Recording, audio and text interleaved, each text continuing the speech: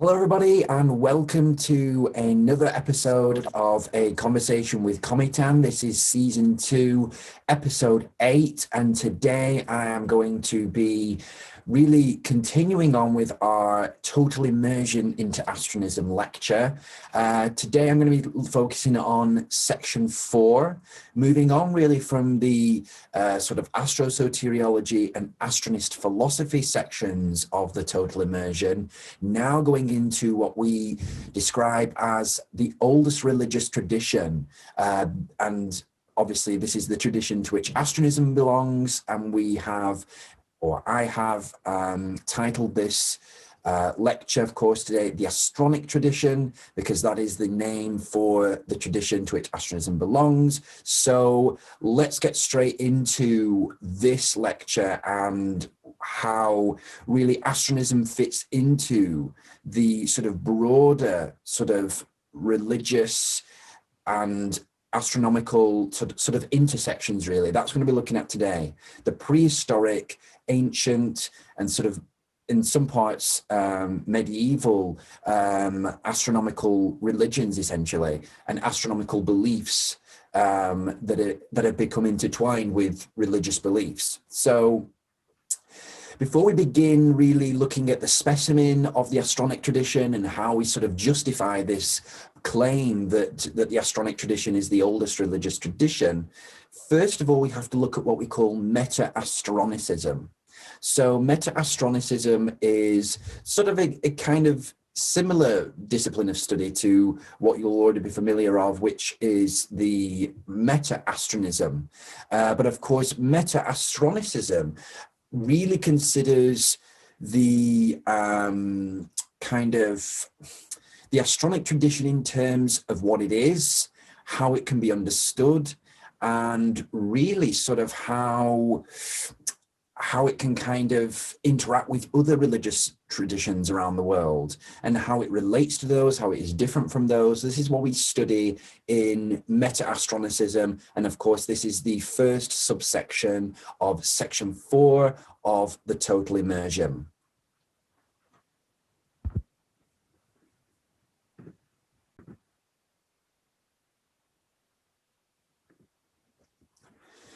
So of course, in sort of religious studies and religious scholarship, what scholars have done is they have sort of split the different religions into categories according to their shared beliefs, their origins, their histories. And what has emerged from that sort of tradition are 3 categories of religions, really. What we call the Abrahamic religions, the Taoic religions, and the Dharmic religions. And I, obviously, with founding Astronism, what I eventually came to was the conclusion that Astronism does not fit into any of these pre-existing traditions, really. It is not Abrahamic. It isn't really Taoic at all, really, because it doesn't have origins, of course, in East Asia, and it doesn't really share, many of the fundamental sort of Chinese philosophical principles and concepts.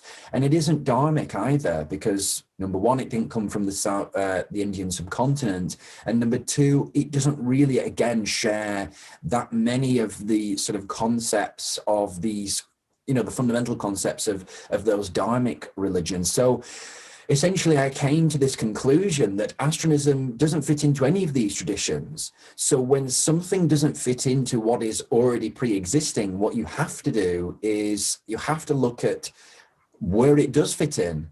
And of course, this led me to this initial conception of a religious tradition that is based on astronomical observation or a cosmic theme. And of course, that then kind of opened this whole new door, really, this whole new world of archaeological research, even looking into things like, prehistoric paleoanthropology and looking at these great subjects about how humanity developed, how human society developed, of course, the origins of religion itself. So this Astronic tradition that I then began to sort of theorize would encompass all forms of religious belief, philosophical or spiritual belief, that sort of incorporate or otherwise regard the night sky as a central object of belief. So what I really think is captured by that definition there is a very broad array of beliefs, a very broad sort of exploration really of beliefs there, but also linking all of these beliefs together by their focus on the night sky, on the astronomical world, on space exploration. So again, this theme and this identity of the Astronic tradition came through really strongly from really the outset. And so this is what has really allowed it to gain the momentum that it has so far, and also allowed me to complete my master's study, which I did last year, which was on the Astronic tradition and really trying to formalize this tradition and try to understand what it meant for this tradition to be established. So in addition to Astronism itself, I've sort of identified sort of 8 other distinct entities within the Astronic tradition. Some of these date back to prehistory, whereas some of them are more recent. Of course, you've got astrology, which is star worship, but not only star worship, astrology, literally it does mean star worship. But in the context of the Astronic tradition, we actually use astrology to refer to a much broader set of forms of worship, really, of celestial bodies. So astrology within that also includes heliolatry, which is sun worship, lunolatry, which is moon worship, and lots of other different forms of star worship. So worshipping specific constellations, for example, or examples of, worshipping different eclipses or other astronomical phenomena from prehistoric times, mainly into the ancient times. So also, again, we have astromancy here. Astromancy as a term we use in the Astronic tradition to refer to sort of unorganized astrology, essentially. So astrology before the zodiac was established, astrology really before any type of concept of horoscopes, formalized horoscopes were established. So really astromancy, again, has prehistoric origins, and it really shows the progression really of the Astronic tradition. This idea that, divination by the stars really affected the beliefs and practices of, a large proportion really of the prehistoric and ancient worlds. And that's where astrology, of course, more formalized, more established, more organized forms of astromancy, that's where they emerged. Astrology doesn't just emerge, from Mesopotamia. It had much longer roots than that. It had much prehistoric roots really from that. And again, most of that stems from beliefs that in the stars as either gods or certainly involved or having an influence on the affairs of humanity. And of course, that's where astromancy and divination by the stars emerged from. We've then got astrotheism. So astrotheism is a term that is used very, very broadly in majority of discourses that you'll hear me speak about. It has many different definitions. In this particular definition, though, in this particular usage, when we're talking about the Astronic tradition, we usually use the word astrotheism or astrotheology to refer to a form of sort of theology, so a more developed sort of concepts about, the astronomical, any aspect of the astronomical world, as intertwined with concepts of God or divinity, okay, or supernatural.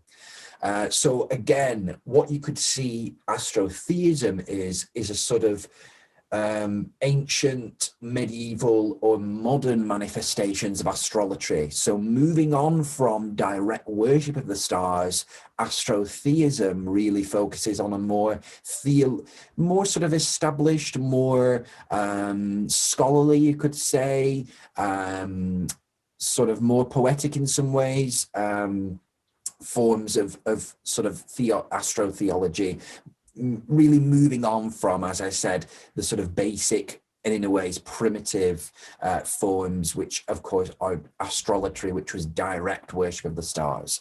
And again, Astronism has, a thriving and continuingly developing tradition of astrotheistic thinking and astrotheological endeavors, and we're going to get to that it might be the next section of the Total Immersion. So that'll be really exciting to explain. Then we also have Cosmism, which may also be referred to as Russian Cosmism. Again, this is bringing in here more advanced forms of beliefs in alignment with advancing science. In terms of Nikolai Fedorov was the main person who, the main proponent of Cosmism in the 19th century. And what he really began to think about was the incorporation of science to really realize the sort of astronomical ambitions of humanity, really, and began to sort of weave a kind of more complex sort of theological and scientific and technological ideas together to form what we call now Cosmism. Again, in Astronism, we see Cosmism as a sort of precursor to Astronism. That Astronism is a more sort of established, more formalized form of Cosmism that is sort of moving on from Cosmism, but still, really does share some of the main concepts and principles of Cosmism, essentially. Then we're coming into sort of more contemporary times. We have the space philosophy movement, which is sort of a broad movement of individuals who try and really, I'm part of this, trying to engage the public with space, thinking about it though philosophically and perhaps religiously, rather than just in terms of economics or finances or just survival. Space philosophy movement is trying to get humanity to really think about space in a deeper way, rather than just to thinking about space as a sort of economic endeavor, essentially. And then we have exotheism and UFO religions, which kind of go together, but exotheism really refers to any type of form of belief in extraterrestrial beings as possessing or as connected to higher forms of divinity, or as possessing truth and knowledge that then can be imparted to humanity. And many UFO religions incorporate, of course, this sort of ideas of exotheism. They're the sort of main headings. There are other smaller branches of the Astronic tradition, but this is what we call, the Astronic religions, essentially. And of course, as time goes on, this group will continue. So moving what Astronism sometimes is accused of trying to do is to return to a sort of primordial tradition. This is what we refer to Astronism as sometimes, is this sort of primordial understanding of belief, really, trying to go back to prehistoric times to try to uncover the original religion, really, as a basis for trying to give the Astronic tradition more influence, more pull, more credibility, essentially. What I've said here is that many controvert traditions and religions, what I mean by that is that these are part of the controversion. So when in the Astrosoteriology, which was the first episode of this lecture series, I spoke about the controversion and how this has taken place following the scope of man, really to ruin the scope of man in a sense, but not to completely reverse it. Sorry. And these traditions and religions really focused on really humanity.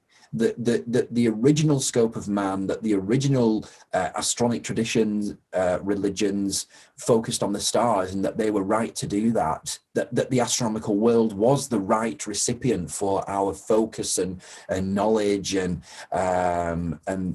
where we should put all our time into, really, into trying to explore. But really what happened was that humans began to see the power of belief, and then began to want to relate that to themselves in order for them to gain power and fame and acknowledgement, really. So what happened was that the rulers of the time, in the ancient times, began to say that they were in communion with the gods of the stars, and that they were, and this sort of moved on to them literally being God, in a sense, okay? And of course, that was epitomized with Christianity when God actually became man. We call all of these traditions and all these religions that focus on humanity as man as God, essentially, as controvert religions, controvert traditions. Essentially anything that is not part of the Astronic tradition is considered as part of the controversion, essentially. So, of course, these controvert traditions regarded astrology and astromancy as closed cases in terms of their fallacy, but Astronist theory re-examines these and other related prehistoric beliefs and practices to provide them with contemporary relevance or support.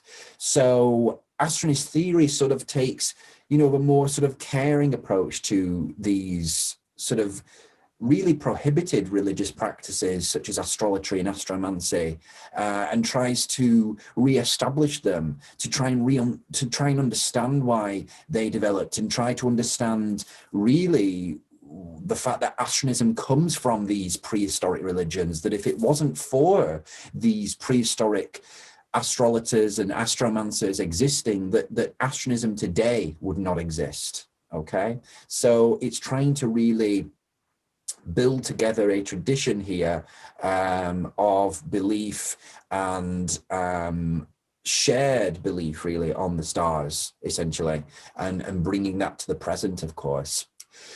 So a little bit similar to what I was just talking about with the members of the Astronic tradition, we have here sort of 6 orientations, essentially. And what these orientations try and do, they're also called astronic orientations. What these try and do is really characterize or categorize, in a sense, the different types of Astronic tradition religions. And we're going to go through some of these now. So first of all, we have the archaeoastronistic religions, or the archaeoastronistic orientations within Astronicism. These are religious or astronal. Astronal relates to astrology. Sorry, not astrology, astronality. So just bear that in mind there, that religious or astronal activities associated with or taking place at a specific archaeoastronomical site. So in my exploration, my archaeological exploration of the Astronic tradition, what I found was that a lot of these practices, whether they be astrolatric, whether they be astromantic, or whether they be astrotheistic more broadly, some of them took place at specific archaeoastronomical sites, at specific sites with astronomical significance, essentially. An example of which is Stonehenge.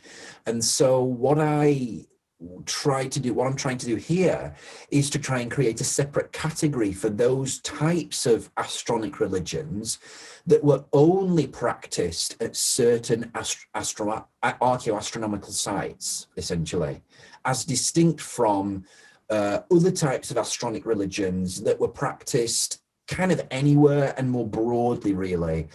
So archaeoastronistic religions or archaeoastronistic practices really refers to these types of activities that took place at specific sites. Okay, then we have astrolatric orientation. So that is characterized by star worship or any other type of celestial worship, essentially.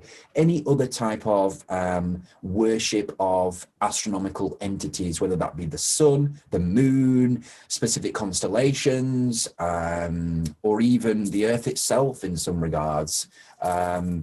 But mainly, or planets, other planets were sometimes worshipped. Venus was one that was worshipped among the Inca civilization. We found that out more recently. So the astrolatric tradition is, of course, the oldest, or definitely part of the oldest, and definitely influenced some of these later traditions. Then we have the astrological, which may also be referred to as the astromantic orientation. Of course, this relates to the tradition of divination within the Astronic tradition. All forms of this encompasses all forms of divination by celestial objects or astronomical bodies, which of course continues on to the present day in the form of modern astrology. Then we have, of course, Astronistic, which is, of course, Astronism. This is the newest addition to the Astronic tradition. And, of course, it is embodied through Astronism. This is characterized by belief in salvation through the astronomical world or through the stars. Of course, salvation by the stars is a central concept within Astronism. Of course, we call it transcension. And of course, this is what distinguishes really Astronism from these other types of astronic religious beliefs, essentially. Particularly, this is distinct from astrotheistic. Certainly, there exist astrotheistic elements within Astronism, and there also, to some degree, exist exotheistic elements within Astronism. So what I wanted to do there was really define astronistic as associated with salvation or belief in transcension, essentially. So then we move on to astrotheistic here, which is characterized by belief in the astronomical world as a portal or the portal through which God intervenes in human lives.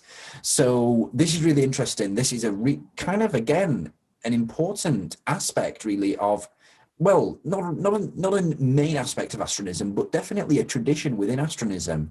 This is when I was talking before about how astrotheism exists within Astronism. This is how it does exist, in the sense of it incorporates a layer of belief about God onto all other astronist beliefs and concepts.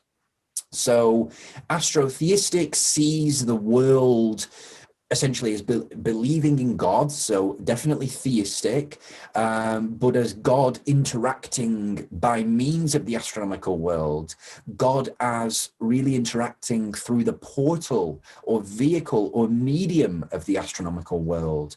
The astronomical world is the sort of intermediary between humanity and God, essentially. That is what astrotheism asserts. And that is what astrotheological tradition for definitely a few hundred years, at least, up to today, has has had this tradition of engaging with. Then we have finally the exotheistic orientation, which is characterized by the belief that extraterrestrial beings can and will impart knowledge and truth to humans. So, of course, this is obviously exotheism. This is belief in extraterrestrial beings, either as directly interacting with humanity or as definitely connected to some type of higher knowledge, higher truth, divine, perhaps truth, that then humans can be imparted to and that they can then help humans with. And that, again, is a very new contemporary tradition, really, is this exotheistic tradition. So again, you have these 6 orientations of the Astronic tradition that different religions and different movements and philosophies fall into these different orientation categories. Variations of the Astronics. So there are a number of different ways to refer to this tradition of religion. But listed below are some of the main ways. So you will have heard me talk, obviously, about the Astronic tradition. There are many different ways of referring to this tradition. We have Astronicism. We have Astronic philosophical tradition, Astronic philosophy, Astronic religions, Astronic religious tradition, Astronic tradition, astronomical tradition. So there's loads of others, lots and lots of others. There's another one called astronical or astronical tradition. That's used less often, but it is still existing. Again, loads of different ways to refer to this tradition. So just look out for those different ways, essentially. Conceptions of the astronic. So really, this is trying to get down to the basic understanding of what the Astronic tradition is or what it means to be Astronic. So the basic concept of the Astronic tradition is that there exists a lineage of religions, philosophies, movements, beliefs, and practices that provide the night sky and outer space phenomena with a central position in their systems of thought, belief, and practice. Okay? What I really wanted to do as well was, from the outset, distinguish the Astronic tradition from this concept and identity of being pagan. In a sense, I don't like the word pagan because, number one, it isn't really a real word in the sense of it is a Christian created word that is essentially a slur, really. It is essentially a slur for anyone who wasn't Christian during the sort of early first centuries of Christianity, especially after its establishment by the Roman Empire. And of course, so this identity of being pagan has sort of negative connotations and, you know, has lots of different beliefs. I mean, the pagan is such a broadly used term. You know, it can refer to things like the Wiccans, which are obviously neo-pagans, but also it can refer to ancient Greek mythology and ancient Roman mythology and gods and things like that. So essentially what we're saying there is that what I really wanted to distinguish sort of the Astronic tradition from was this identity of being pagan, really, which I think some of these sort of practices and beliefs, such as astrology and astromancy, have really been attached to this identity of pagan in some ways because pagans used to practice these beliefs. But what I want to try and do is establish a separate astronic identity for these, obviously, the traditions that I've just spoken about, the religions that I've just discussed, and really remove those from the pagan. That doesn't mean that pagans do not or cannot practice astrology or other types of astronic religions, but what it just means is that these religions are established as a distinct identity because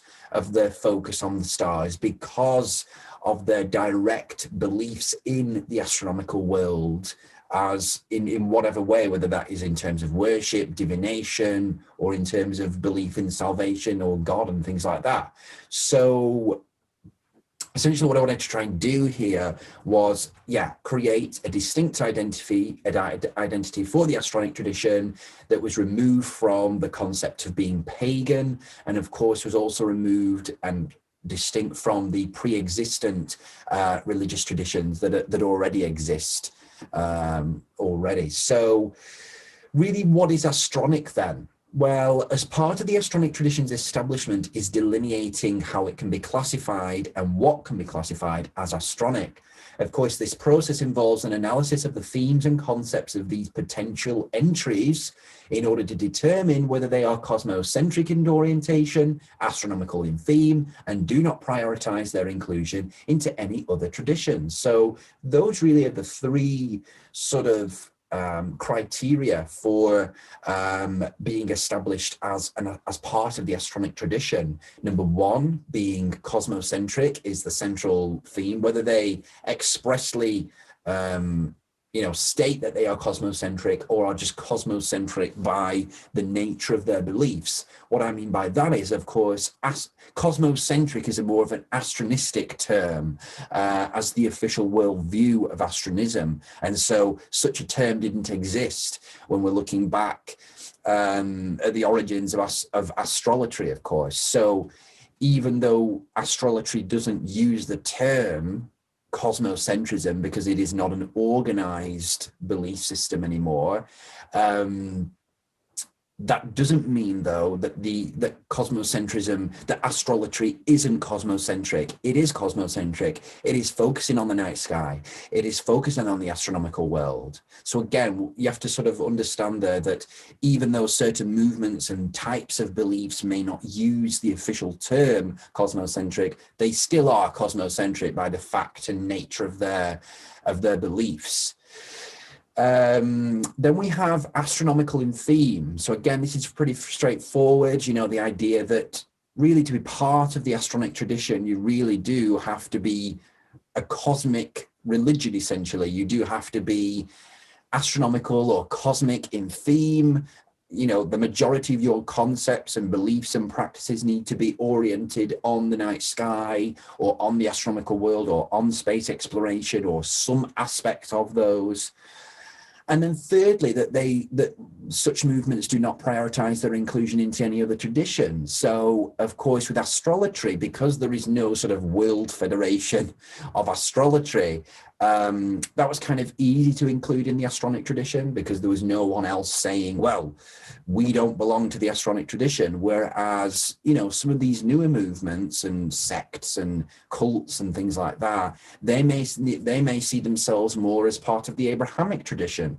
A lot of these modern cults and movements often incorporate beliefs about Jesus Christ and sort of or Muhammad into their belief systems. And so they may want to refer to themselves more as part of the Abrahamic tradition than as part of the Astronic tradition. It just depends on how they want to identify, essentially, what they identify with, essentially. So they're the three criteria. But in order to sort of determine what these things are, we have to establish Astronic orthodoxy and Astronic heterodoxy. And really what these describe is what is appropriate to include in the Astronic tradition and what is not appropriate to include in the Astronic tradition. And really the determination of what is and what is not appropriate is kind of just based on this concept of the controversion, essentially. That if your belief system focuses on humanity, really, such as, for example, Christianity, where, God became man is the idea of the doctrine of the incarnation. That would be classified as Astronic heterodoxy. So it is not part of the Astronic tradition. You are not cosmocentric. You are not placing your absolute focus on the astronomical world as part of your beliefs and practices. You are focusing on humanity, a human terrestrial event or person, okay? Or even God, or even theistic or theocentric can also be as well.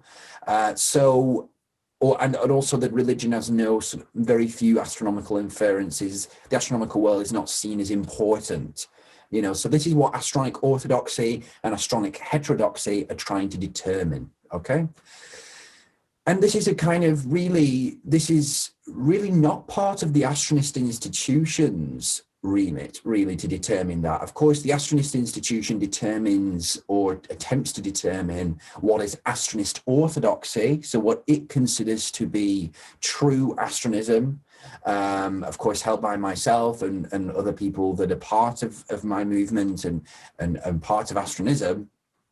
But the Astronist Institution really isn't part of the Astronic orthodoxy, heterodoxy argument. It is more just a sort of scholarly academic endeavor, really, to determine, Astronic orthodoxy and Astronic heterodoxy.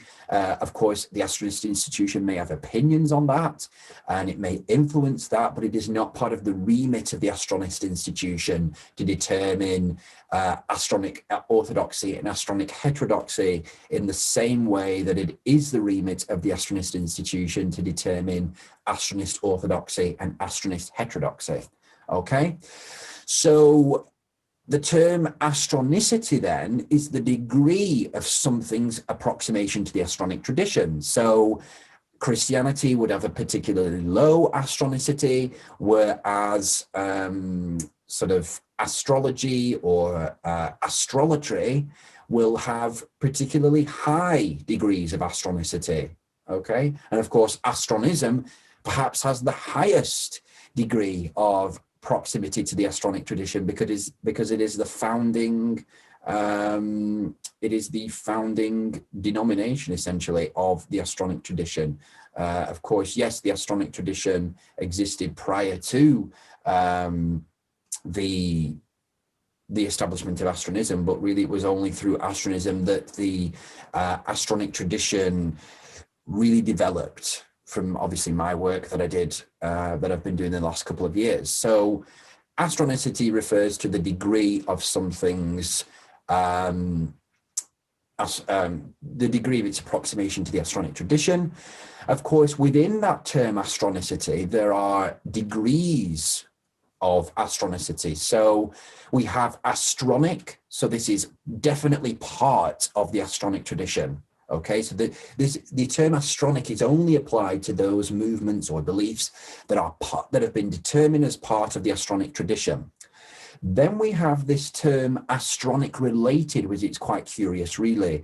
What this states is that some aspects of the entity in question resemble the Astronic tradition, but that the entity is not officially part of the Astronic tradition, typically due to the belief system, practice, or movement belonging to another religious tradition. So when I was talking before about, there may exist forms of astrology or forms of astromancy in other religions that exist in other traditions that are not part of the Astronic tradition.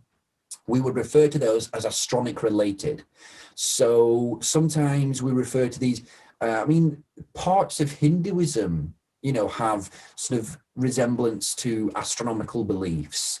Parts of Taoism do a little bit. So the degree to which this astronic related term is applied needs to be made fairly narrow. We don't want to include everything as part of Astronic tradition, of Astronic related, because pretty much every religion really could be described as astronic related if we're using it in a very broad sense, because of course the Astronic tradition it has influenced lots of preceding religious traditions. It has influenced the Abrahamic religions. It has definitely influenced the Dharmic and Taoic religions. So what I would say is this astronic related maybe some sort of ancient forms, maybe. I'm trying to think of one. Maybe ancient Egyptian religion, perhaps to some degree, might be classified as astronic related, I think. Essentially, this is a sort of classification for things that resemble parts of the Astronic tradition, but is not officially part of the Astronic tradition. Then we have non-astronic, which is anything that does not belong to the Astronic tradition. So anything really that is part of the controversion, anything really that is, anything that is contrarian, really, anything that is not cosmocentric, essentially. And then we have what we call pseudo-astronic. So these are movements that may claim to be part of the Astronic tradition, when in fact the opposite is true. We've not really seen much of this so far because the Astronic tradition is fairly obviously new still in terms of its establishment in the last couple of years. But I suspect in the future there will be movements that appear that claim to be part of the Astronic tradition, claim to be cosmocentric, claim to have the astronomical world at the center of their beliefs, but in fact whether that is true is disputed, and so the term pseudo-astronic will be used to refer to anything that is that. An area that really intrigued me when I was sort of exploring the origins of this Astronic tradition was really the origins of religion itself. And this continues to be an area of research and sort of scholarly exploration for myself that is really at the top of my list to continue working on. And that is the origins of religion and belief, essentially, or spirituality as well. What I really determined from my theory so far is that there exists 5 independent major theories on the origins of religion. Of course, the top one there is the one that I advocate for. That's why I put it in golden.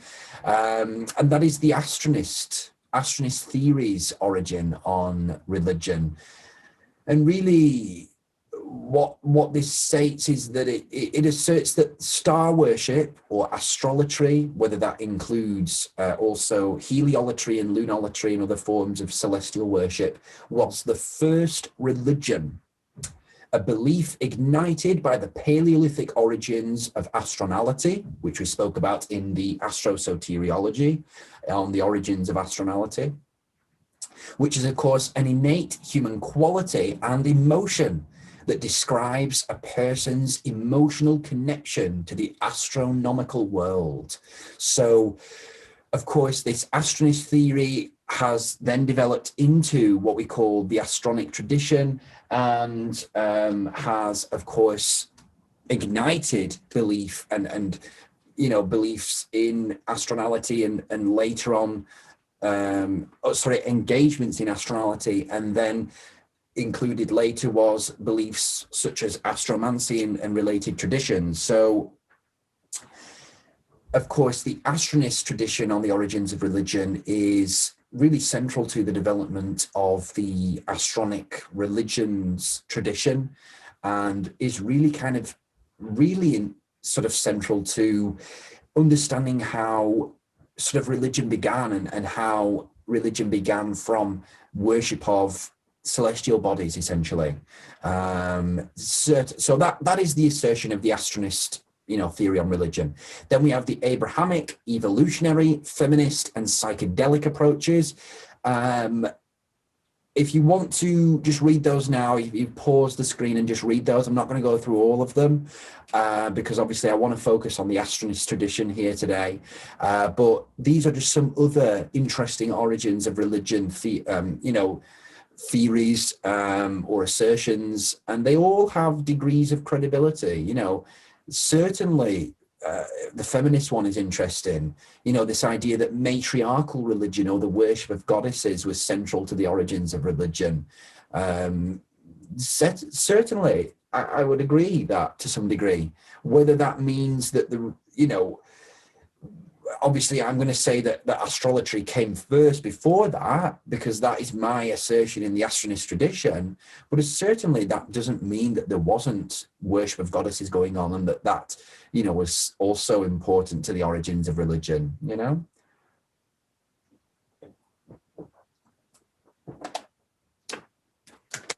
So what we have here now is the final one down there, which is also really interesting, which is the psychedelic approach, which is sort of an emergent theory, which states that experience as a result of direct or indirect use of psychedelic drugs was central to the origins of religion. Again, really, really interesting areas of study that require huge amounts of more information and more study and scholarly understanding in order to really determine which of these is correct, and all to expand these origins theories. Is there any other origins theories? I'm going to continue in that work as time goes on. So what does this mean? And I think this was the question that I came to really as part of my studies last year was, okay, so yes, there exists a huge amount of specimen for the Astronic tradition, a huge amount of evidence that, yes, certainly there existed an Astronic tradition from prehistoric times. Yes, certainly there exists traditions of astronomical beliefs and practices, of a cosmic or astronomical theme since prehistoric times. But what does this mean? Yeah, I came to this question. When I say to people, this is the oldest religious tradition, it has prehistoric origins, what does that mean? What does that impact does that have on the contemporary? What impact does that have for astronism in the contemporary? We need to look at that now. So the impacts of the establishment of this Astronic tradition are not yet fully realizable, with its influence emerging only as time goes on and awareness of the tradition grows. However, some claims can be made to the scholarly impact of this tradition. First of all, we have what we call astronomism, which I may have already referred to previously in the astrosoteriology lecture. That star worship and divination by the stars played a central role in the origins of religion and belief, and were in turn important to broader human evolution during the Upper Paleolithic. So again, this is asserting really sort of the central assertion of the Astronist theory on the origins of religion is this concept of astronomism. And essentially what this is saying is that the origins of religion itself hold, obviously, astronomical themes. What does this mean, though? Well, it means that, it gives credibility, really, to this Astronic tradition, doesn't it? It gives credibility to astronism in the contemporary. I think that's the main function of the Astronic tradition, if I was to say that. If I was to say a very sort of astronistic approach to the Astronic tradition and its impacts, I would say that that's the main or most important contribution or impact of the Astronic tradition, is that it provides a sense of credibility to the Astronist belief system that we wouldn't have otherwise. I think that's the main function that it has in the contemporary. And of course, as well, it also, in stating originality, in stating that this is the oldest religious tradition, that also comes with, a sense of credibility as well. That, wow, if this is the original religion, then is this the true religion? That's what comes through. That is what is implied when we talk about the Astronic tradition. When I say that this is the oldest religious tradition, that is what I'm implying. I'm implying that this is the truest tradition, that this is the original, that this is the best tradition, the most important, the original one. So related to that comes again this term Astronicism, which is the affirmation that astronal and religious motivations were the basis of the vast majority of prehistoric and ancient astronomical activity. This is the most important impact for the Astronic tradition, because this relates to the scope of man doctrine, which of course in turn forms the foundation of astronism, particularly astrosoteriology.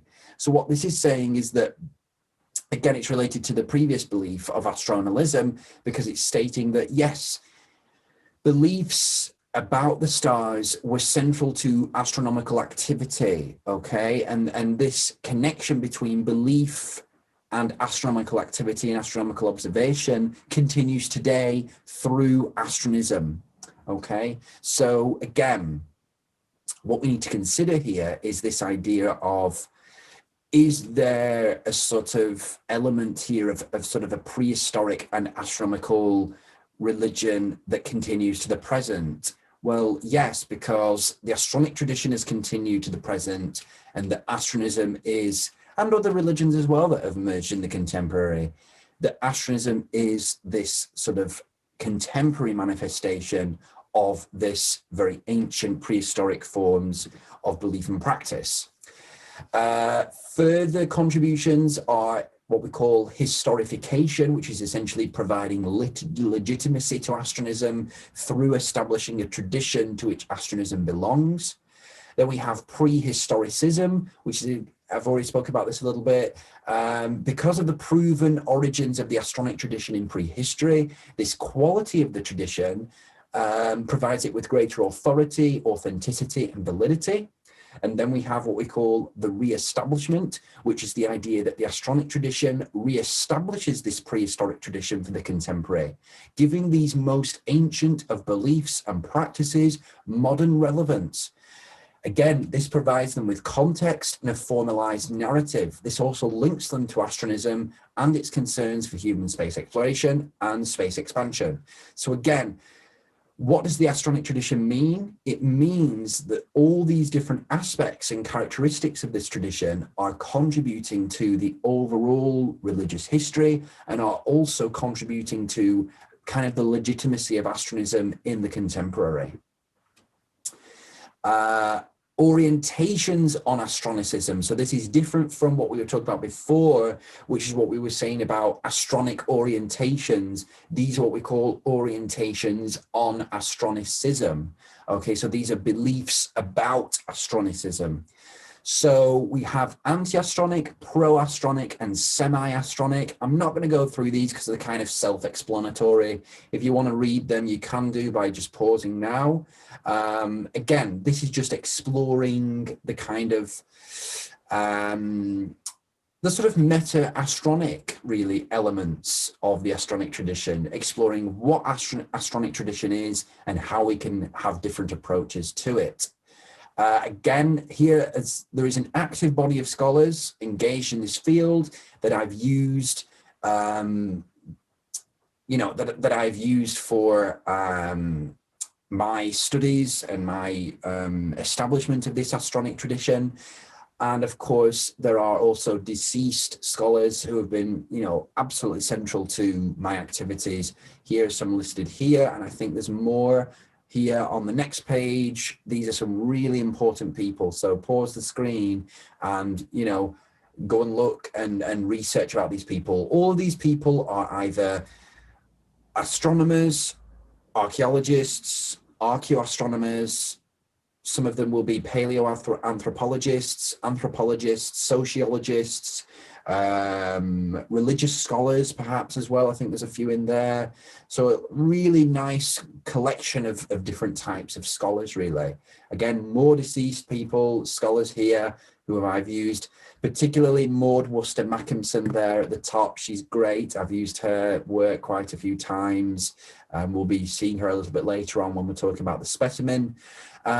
Living scholars include these people here as of June 2021. Last time I checked, these people are still alive and kicking and still contributing to,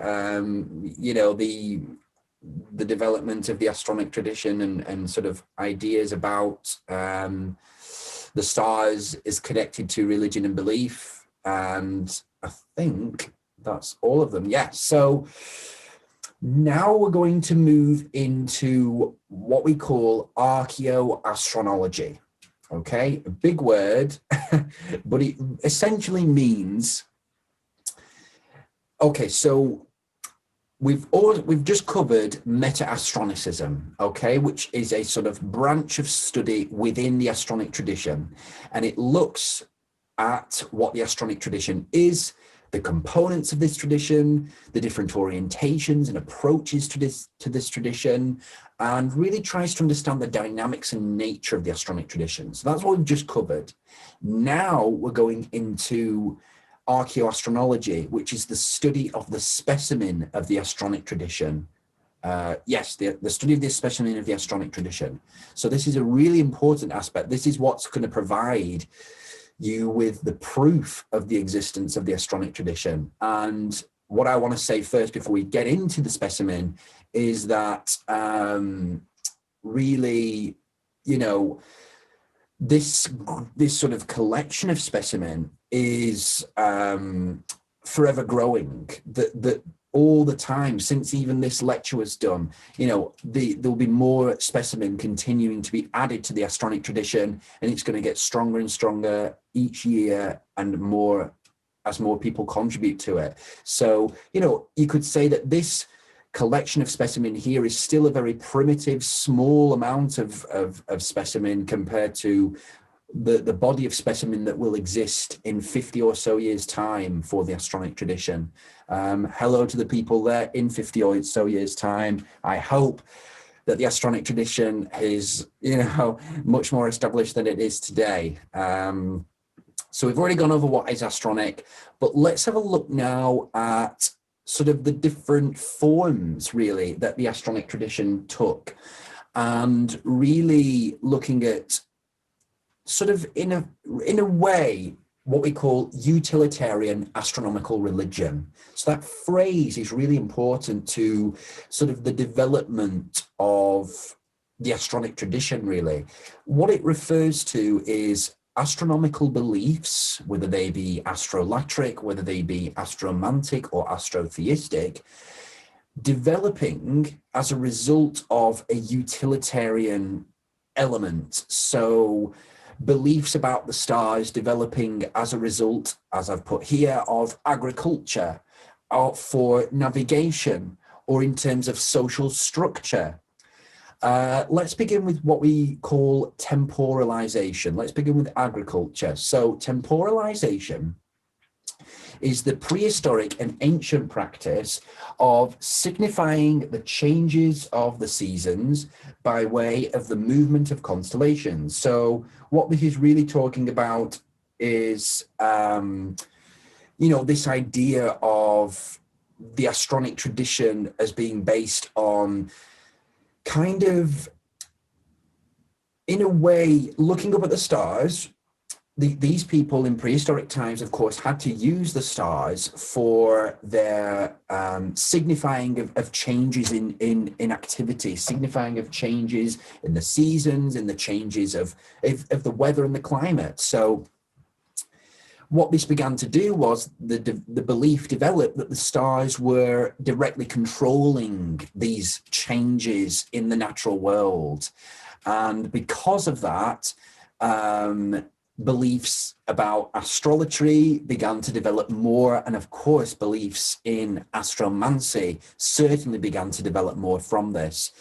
But what we sort of call this idea of temporalization, again, I'll read it out again: the prehistoric and ancient practice of signifying the changes of seasons by way of the movements of the constellations. So what that's essentially saying is that these ancient agriculturalists, farmers, looked up at the night sky and they saw that because the constellation Ursa Major, for example, was in a particular position, that signified a particular change in the season, in a particular change of the season, essentially. And what this really did was, in a way, as I've just explained, developed astromancy and developed astrology. Then if we move on to navigation, which is another form of this utilitarian astronomical religion, we come to what we call astrality, okay, which is the quality of being in tune with the positions and movements of the stars as key to prehistoric navigation, either by land or sea. So what I'm trying to say there is that ancient Polynesian, or prehistoric to some degree, Polynesian or Aborigines persons sort of in the Pacific area and Oceania, really began to use the stars and were in touch with the movements of the stars, really as a key to their navigation. Navigation, as I've said, by land or sea.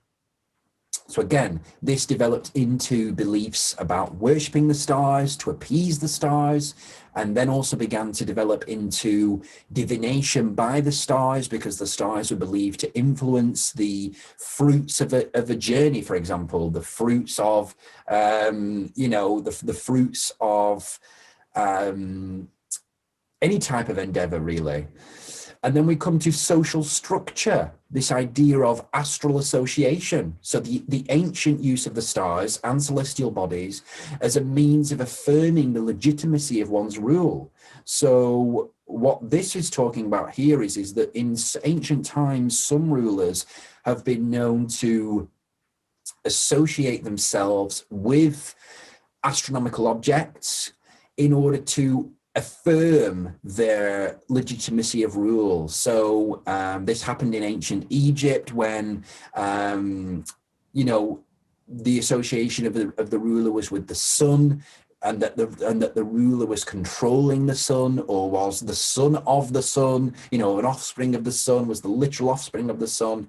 And of course, you have this idea as well with Tutankhamun, which is when he had his dagger, which was made of part of a meteorite that fell. And of course, that must have symbolized power and the legitimacy of his rule, that his dagger was of extraterrestrial origin, of divine origin, most likely to them, as they interpreted it.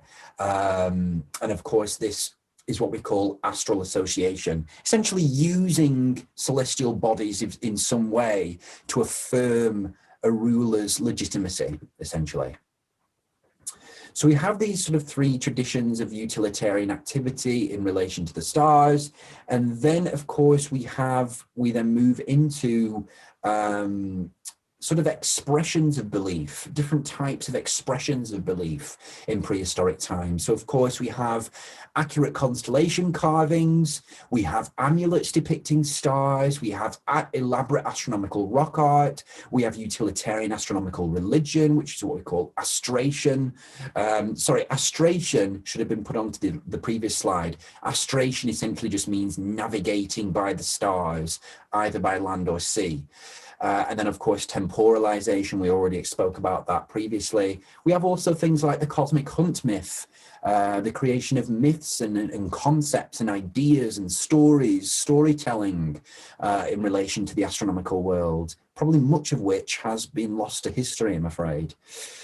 And then we also have alignmentation. So alignmentation is the aligning of an astronomical or a building or a monument to the stars or a particular astronomical body or celestial entity. So again, that shows some type of belief, doesn't it? So what these are listed here are expressions of belief about the stars or astronomical bodies in some way. Okay, so these are expressions of belief. Okay, so Astronicism in the origins of religion. So how have I justified the Astronist approach to the origins of religion? Well, a lot of it is based in what we call astromorphism.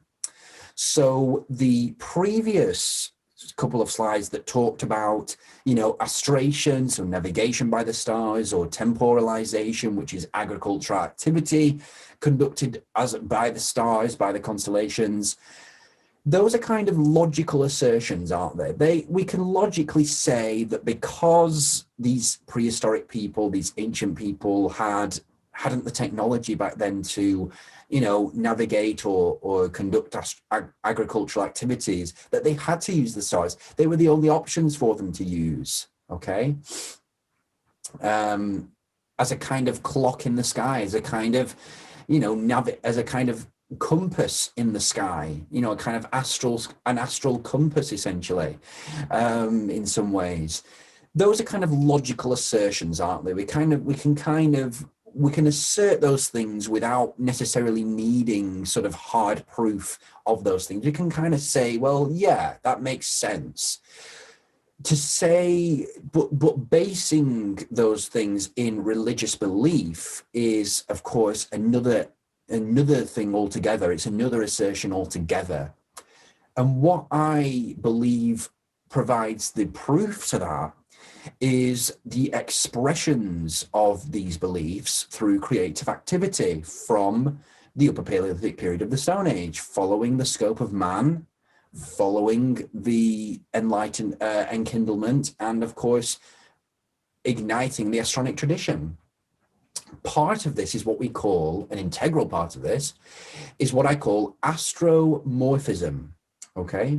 So astromorphism is the attribution of terrestrial activity to the constellations in the night sky. So, for example, it is the attribution of a human being, the expression of a human being in terms of art or creativity in relation to the astronomical world, in relation yet normally to the constellation Orion. It is the creative expression or depiction of a bull in the form of the constellation Taurus, which is, of course, where the zodiac came from, in part.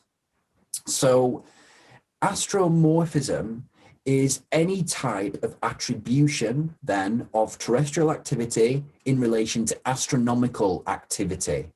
And this sort of key theme was at the center of the origins of the Astronic tradition in the form of 40,000 BC, we can see here, carvings on walls depicting arrangements of stars in constellations that match their historical positions.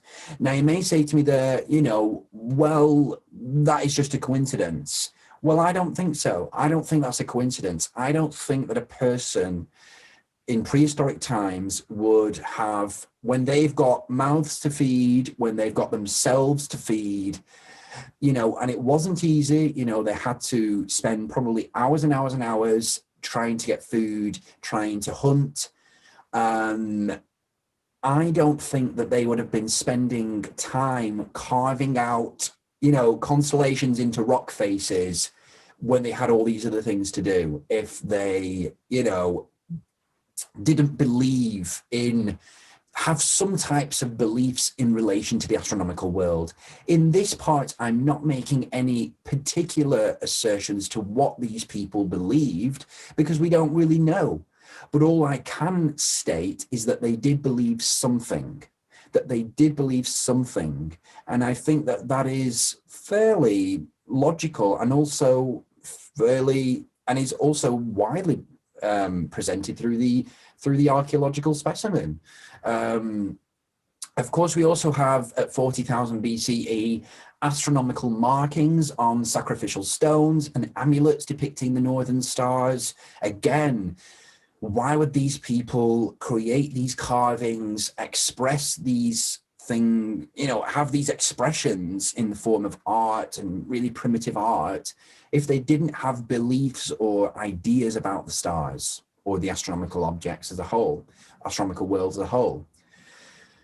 Coming a little bit further on, at 35,000 BCE, we have the marking of bone sticks to track the phases of the moon. So again, this is more evidence really of this idea that the moon and other celestial bodies certainly had an effect on the events of the terrestrial, which was, of course, the central belief in astromancy.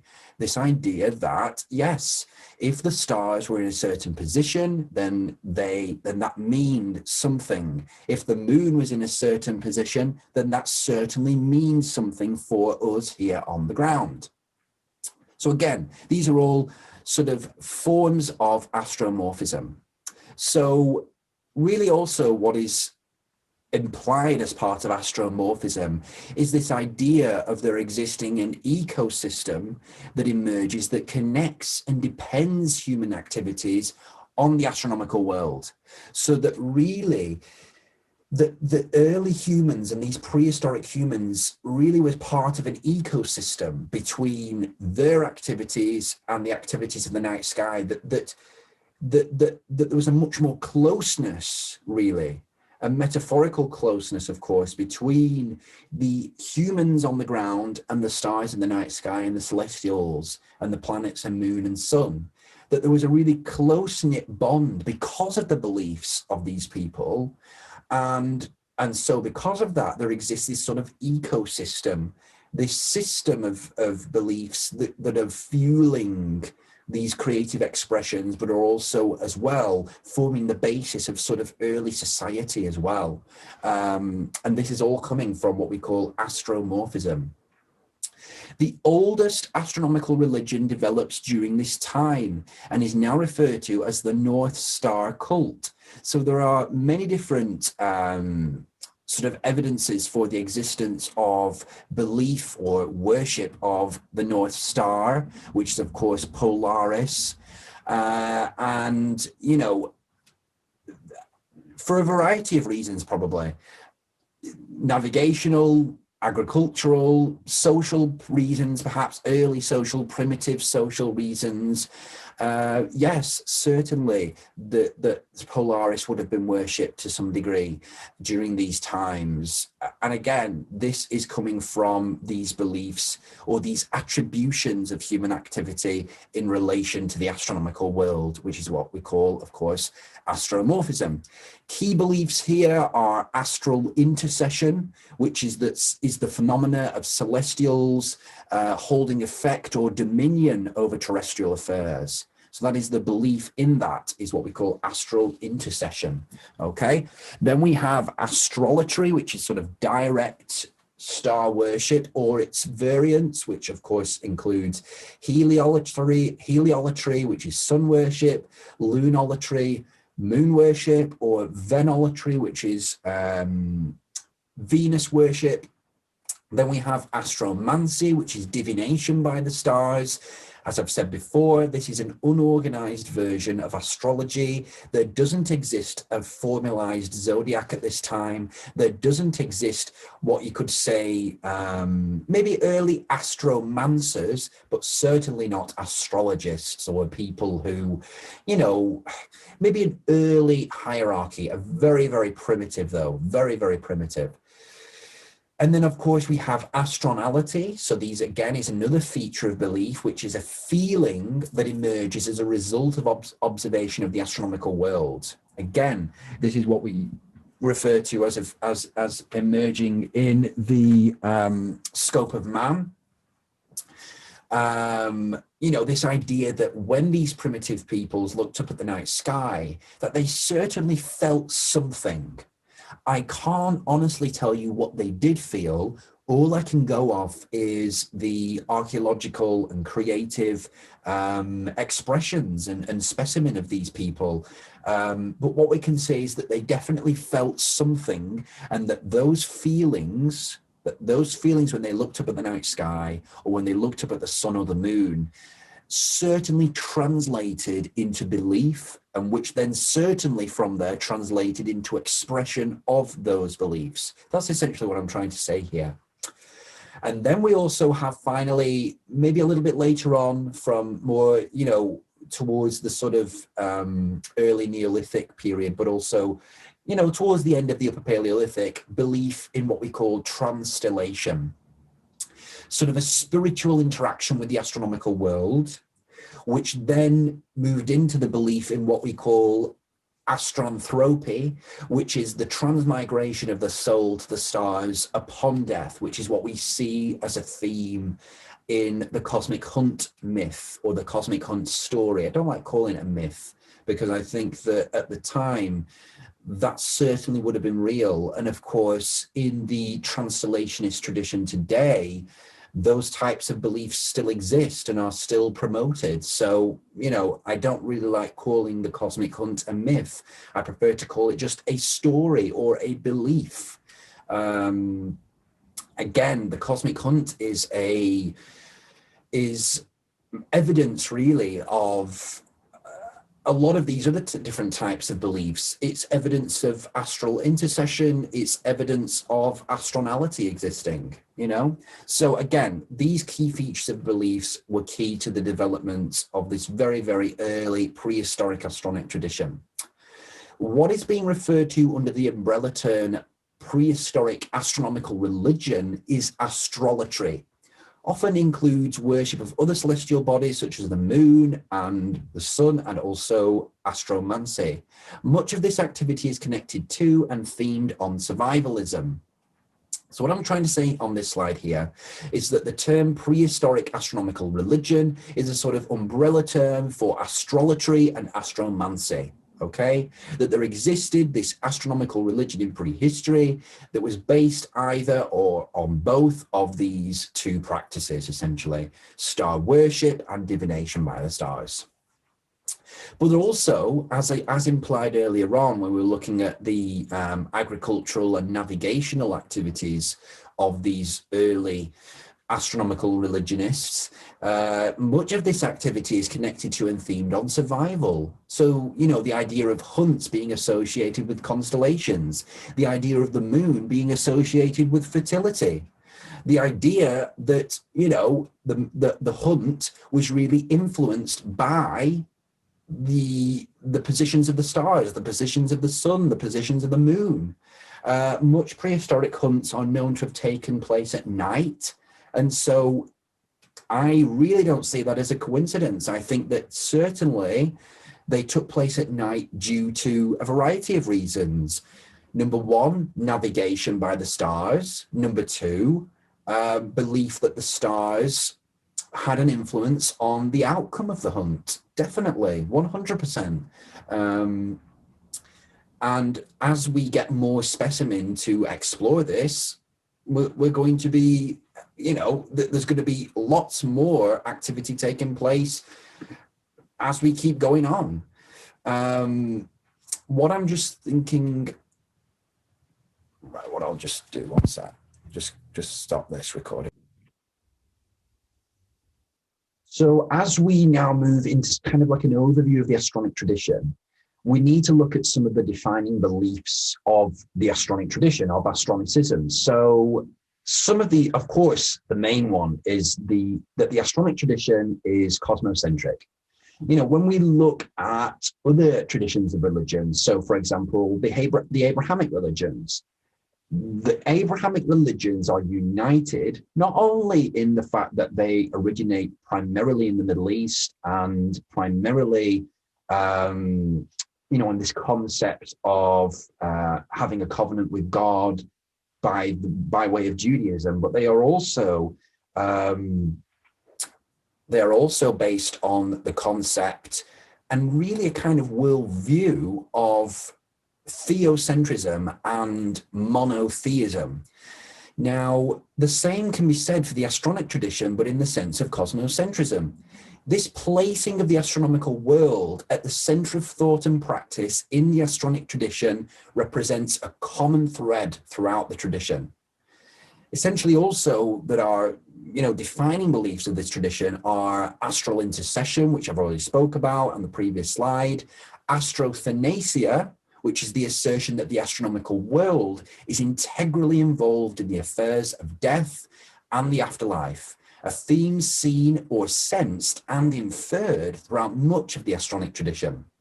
Again, also, finally, we have what we call sapienism, which asserts the existence of sapient beings as existing in abundance throughout the cosmos, especially as the basis for belief in exotheism. So, of course, sapienism is a more to do with sort of more modern contemporary manifestations of the Astronic tradition. Of course, the prehistoric aspects of this tradition, astrology, astromancy, they weren't concerned with ideas of the existence of other sapient beings in the cosmos.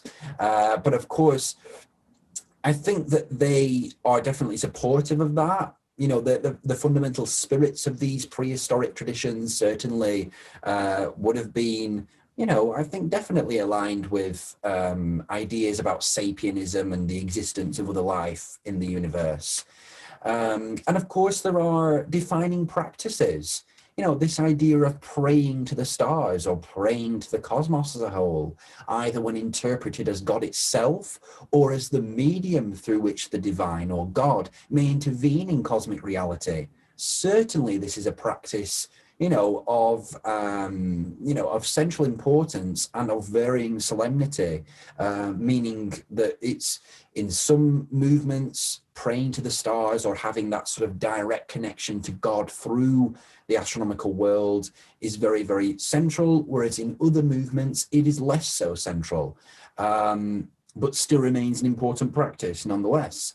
Of course, worship of the stars in its literal sense is, core to the origins of the Astronic tradition, and so is the practice of divination by the stars, or really divination by any type of celestial body, which is, of course, what we call astromancy. So astromancy also includes the belief in the astronomical world as a portal through which information may be retrieved. So this is what we call a belief in epimatism. Epimatism means that the astronomical world is sort of a medium, or the best word I think is portal, a portal through which information, usually of divine origin, may be retrieved. And that's obviously the fundamental basis of astromancy as divination by the stars. So I think we've already referred to that. I think this is a duplicate slide, so we'll move on from what I've just said there. And now we're going to look into, now we've sort of explored the beliefs and practices of the Astronic tradition, some of the fundamentals, and how, these beliefs and practices are emerged and how they interact with each other. We're going to now look at the specimen of the Astronic tradition, which is essentially the main subject within archaeoastronology. The categorization of these specimen, the methods about determining what is an astronic specimen, these are all different things from what we've just spoken about. In the previous subsection, we were looking in meta-Astronicism, we were trying to decide, well, what movements are part of the Astronic tradition? Well, in this section, in this sort of subsection of this lecture on specimen, we have to try and determine, well, what specimen are part of the Astronic tradition? How do we determine which specimen are and are not part of the Astronic tradition? That is a different question altogether from the one that we were talking about previously. So as I've said there, the following slides provide delineations for each item currently identified as a specimen of the Astronic tradition in chronological order. So these are beginning from the Upper Paleolithic and will go through to the contemporary. These delineations have been made following the process of construmentation, which is explored in depth in a later subsection. So what I'm going to do is I'm going to go through these specimen of the Astronic tradition. I can't, unfortunately, go through in depth all of them because there's just far too many. There's far too many. And we'll be here for hours and hours and hours, which I'm sure people would love that. But maybe I'll do that in another lecture, another time. But, for the purpose to today's lecture, I just want to go through each. And then after I've gone through each of the specimen, what I will then do is explore the sort of processes behind determining how these specimens are chosen as part of the Astronic tradition and the different categories that these specimens can fall into. So of course, we're going to begin with the Astronic specimen of the Upper Paleolithic, which is the origins of the Astronic tradition itself that I've identified.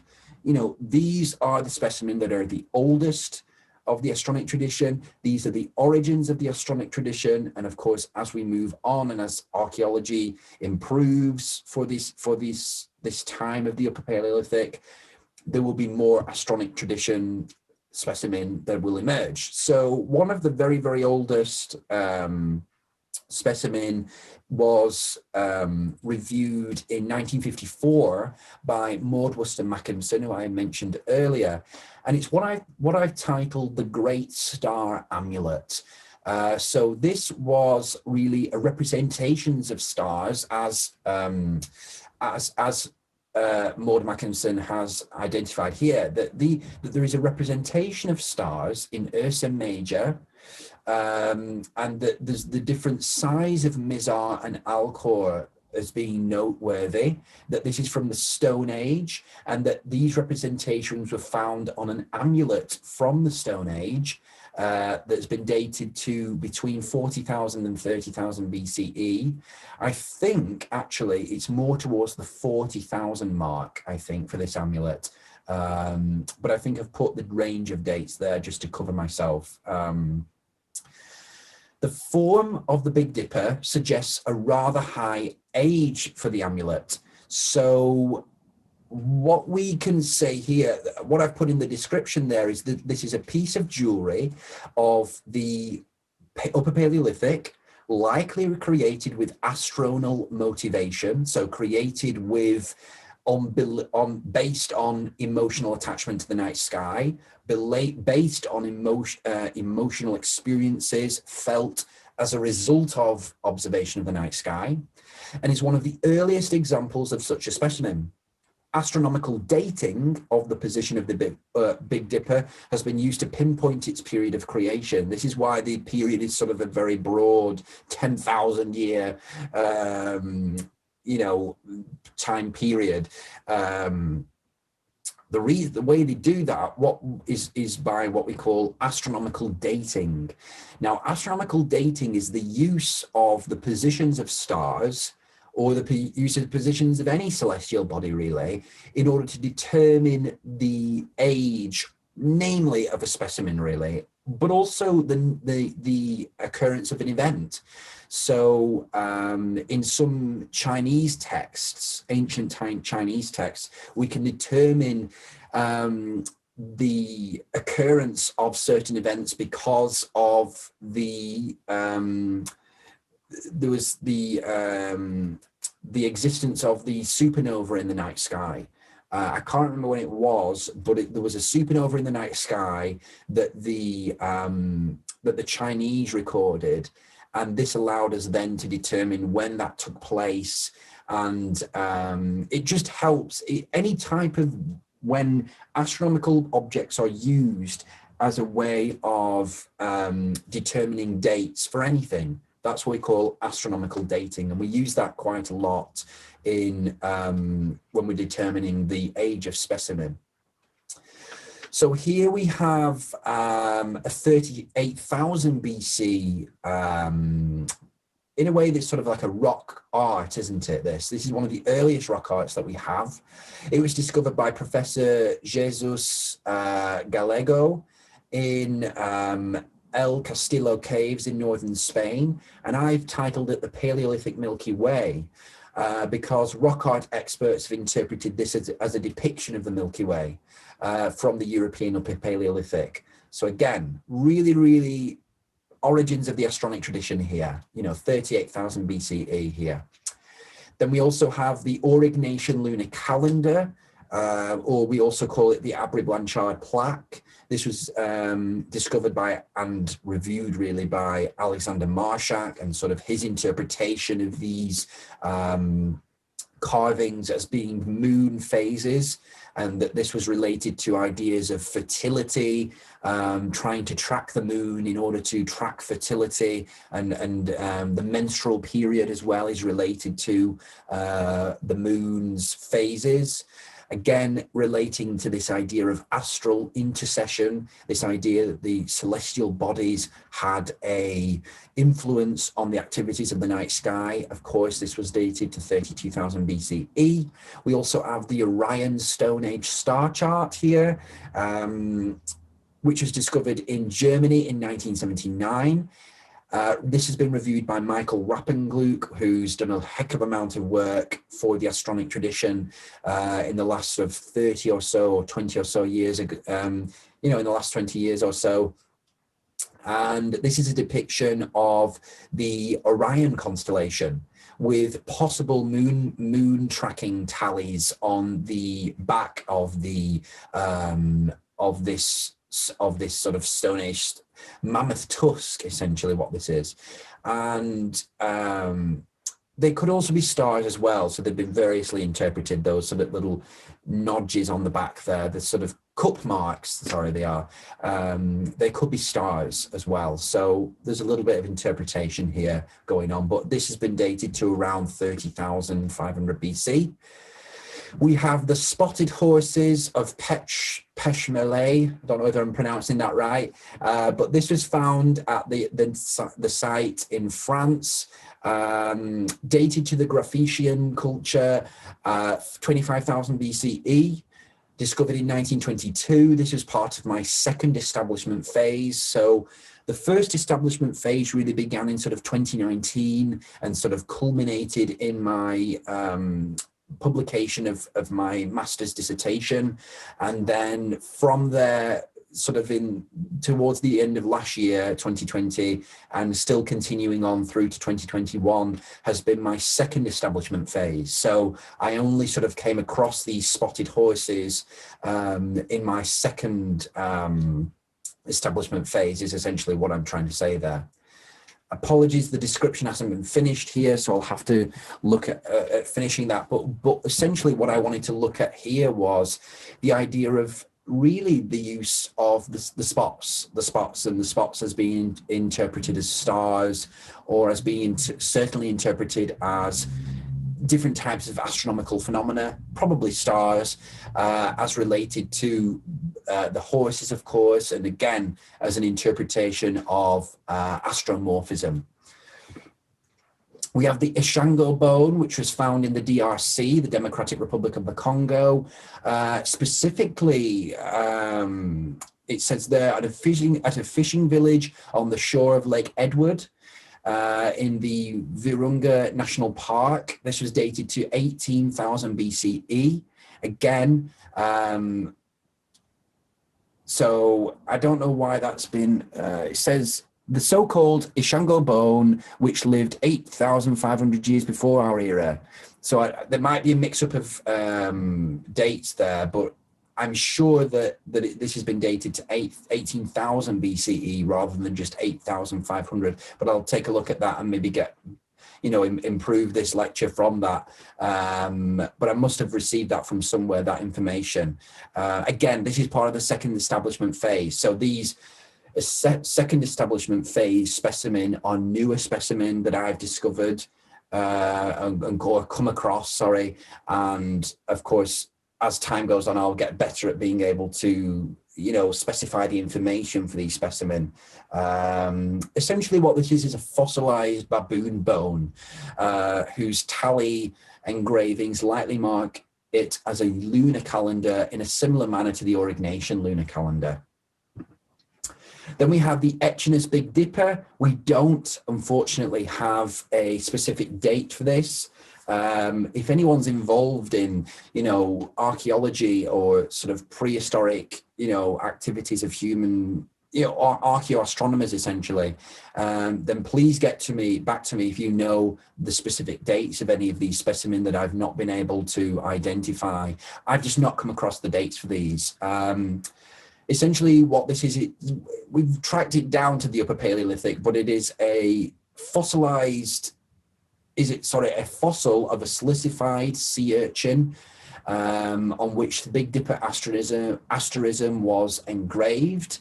Of course, this depicts the swing of the constellation Ursa Major in 3 positions around the North Pole. So again, this was reviewed by Maud Mackinson in 1954.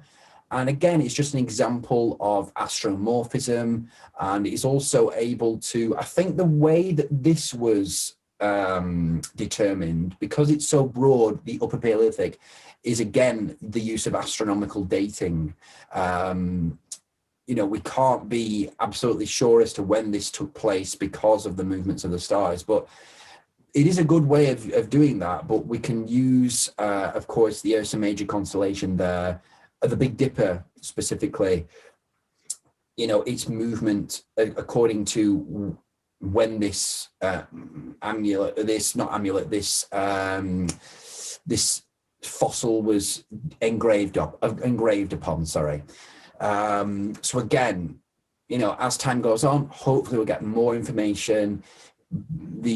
I'll be able to provide more sort of accurate and sort of information about these amazing specimens that were found.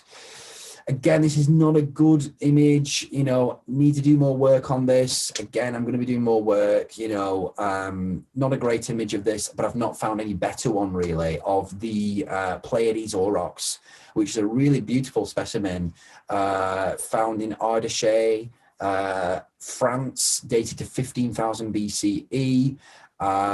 Reviewed by Alexander Marshak and also some of his colleagues. This is really an astromorphic depiction of the Taurus constellation, again, alongside the Pleiades cluster, perhaps a depiction of the cosmic hunt myth and certainly of astronal motivation.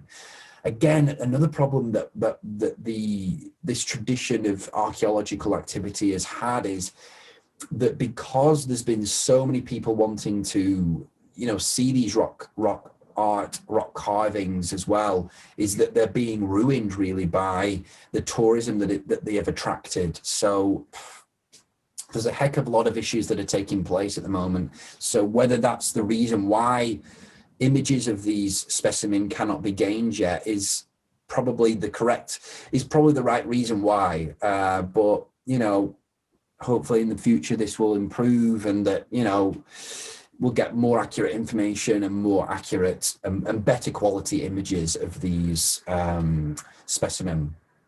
And especially, I think as well, with the establishment of the Astronic tradition, that will take place. With the establishment of this tradition, hopefully there'll be more interest in what this tradition is talking about. So hopefully then more academics will begin to look into this area more, and then of course produce more specimen as a result. We've got here the Lasso comet strike. This was reviewed by Michael Rappengluk. I won't go through the description because you can pause and read that. But again, this has been dated to 15,000 BCE. This is one that I use quite a lot in my activities, the Great Star Bull. This is certainly a form of astromorphism, and definitely, of astronal motivation, likely as a demonstration of the Paleolithic hunt. Again, dated to 15,000 BCE, so we're coming towards sort of the end of the Upper Paleolithic here, and was located at the Lasso caves in the Dordogne region of France. The Magdalenian moon trekking bone. I took this picture of the bone from John North's book, The Cosmos, which was published shortly after his passing in 2008. This has been, of course, related to the Magdalenian culture, which sort of is towards the end of the Upper Paleolithic, but also begins to move into the early Neolithic period. And again, is a piece of bone onto which an animal's head has been engraved, perhaps a horse.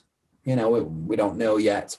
But the main thing with this is that there are moon phases that have been engraved onto the bone. So again, interesting specimen, and it all contributes to this tradition of specimen, really, of the Astronic tradition. The Pleiades of La Marche, I've not got a picture of this yet, because it's part of the second establishment phase. I do know that Dr. Rappengluk has worked on this specimen. Whether someone has an image of this specimen yet, I don't know. And more work needs to be done, of course. Hopefully I'll be able to do this sometime in the future. It is very annoying for me. It is annoying because I want to establish this Astronic tradition even more, and just the archaeology really isn't there yet. The specificities of the archaeology are just not there. We don't have the images yet of these specimens. We know they exist somewhere, wherever they are. Some of them I don't know, but we know they exist. I've not seen an image of this yet. I don't know where the image is. I need to do more work. I need to get involved with some of the more established archaeologists in this field. We're still in the primitive stages, is essentially what I'm trying to say here, of this archaeological tradition, of the Astronic tradition. Again, we've got the Melita bone plate here, which is dated to 12,800 BC, again to the Magdalenian culture. Of course, we have an image of this here. Take a look at this description if you wish. We've got the northern crown of El Castillo. Again, this was part of the first establishment phase, reviewed by Michael Rappengluk and dated to 11,000 BCE. So beginning to move out of the Upper Paleolithic now, as I've just said. So we're moving now into the Neolithic period, which is where we see even more elaborate sort of expressions of astronality and belief in the stars in some way. Here we have the Guion figures. Sorry if I've mispronounced that. These are from Western Australia. Again, part of the second establishment phase, so I don't know too much about these specimen yet. Discovered by Joseph Bradshaw, who was a pastoralist. Not sure when these were discovered. Not that long ago, I don't think. Maybe 100 years or so ago, perhaps, or maybe even sooner than that. We've got the Magura lunar carvings. Again, if you want to take a look at the description of these, you can do. These are dated to the early Neolithic period and they're located in Bulgaria at the Magura caves. We've got the Thai lunisolar rib, which was found in France, discovered by Alexander Marshak. Again, this is 10,000 BCE, so towards the this is the beginning really still of the Neolithic culture. And then we sort of have this jump really to 4000 BCE with the Futsi star map, which was found in China. So this is what I have to explain about China. There are a heck of a lot of specimen, archaeological, astronic specimen in China that have just not been recorded yet. I know there are a lot because we've got this one here, and there are a heck of a lot of other Neolithic specimen, which lends me to believe, well, are there a lot of prehistoric specimen in China that we just don't have access to because of the closed nature of that country still. Their capacity for sharing archaeological specimen and information is not as available as, of course, the European tradition. So again, we're still in the primitive stages of the Astronic tradition here. As you can see, I've not even got a map. I've not even got a picture of this map. So, hopefully as time goes on in the few coming decades, we will be able to get more establishment for this archaeological tradition and begin to establish it more and gain better understanding of it, hopefully. We've got the Crusuno stone rectangle. Again, this is an example of alignmentation. Really, this is just an assortment of stones that have been arranged so as to align astronomically, essentially. Disputed dates in the Neolithic. We know that it was from the Neolithic, but there's been disputes over when this specifically took place. Again, because it's difficult to tell. These stones are obviously difficult to tell when they were actually placed there. So again, more work to be done. We've got the Magura solar calendar. So we're returning to the Magura caves here in Bulgaria. I've put no later than circa 3,500 BCE. So again, we're coming more into sort of ancient times here, beginning really where these Abrahamic religions began to begin, really. Again, we've got sort of really amazing sort of creative activity going on here with the with certain astronomical and astronal motivation here. These are some very new specimen that I've only just found, supposedly found in Puerto Rico, but there's very little information on them. I've given them these titles, which you can read there, but very, very little information do I have about these specimen.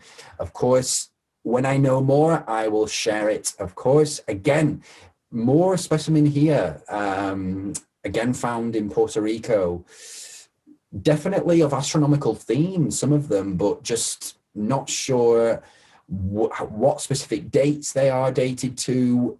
Don't have very good pictures of them, really. I don't know who found them. I'll have to take a look more about this, but again, these exist and they're there and they just are waiting really for more information to come out about them, hopefully. We have now the Astronic traditions. What I've done now, so from the Neolithic onwards, I've split the specimen not into periods in terms of time, but periods in terms of the countries in which they were found, or the countries in which these specimens were associated with. So we've got the Chinese tradition here. We have the Great New Star Oracle Bone, which is a piece of oracle bone inscribed with the sentence, "On the 7th day of the moon, a Chi-Isu day, a great new star appeared in company with Antares." This is the earliest known recording of a supernova or new star appearing in the night sky. Okay, so this was from John North's book in 2008. Again, we're coming more towards the, familiar times now, 1300 BCE.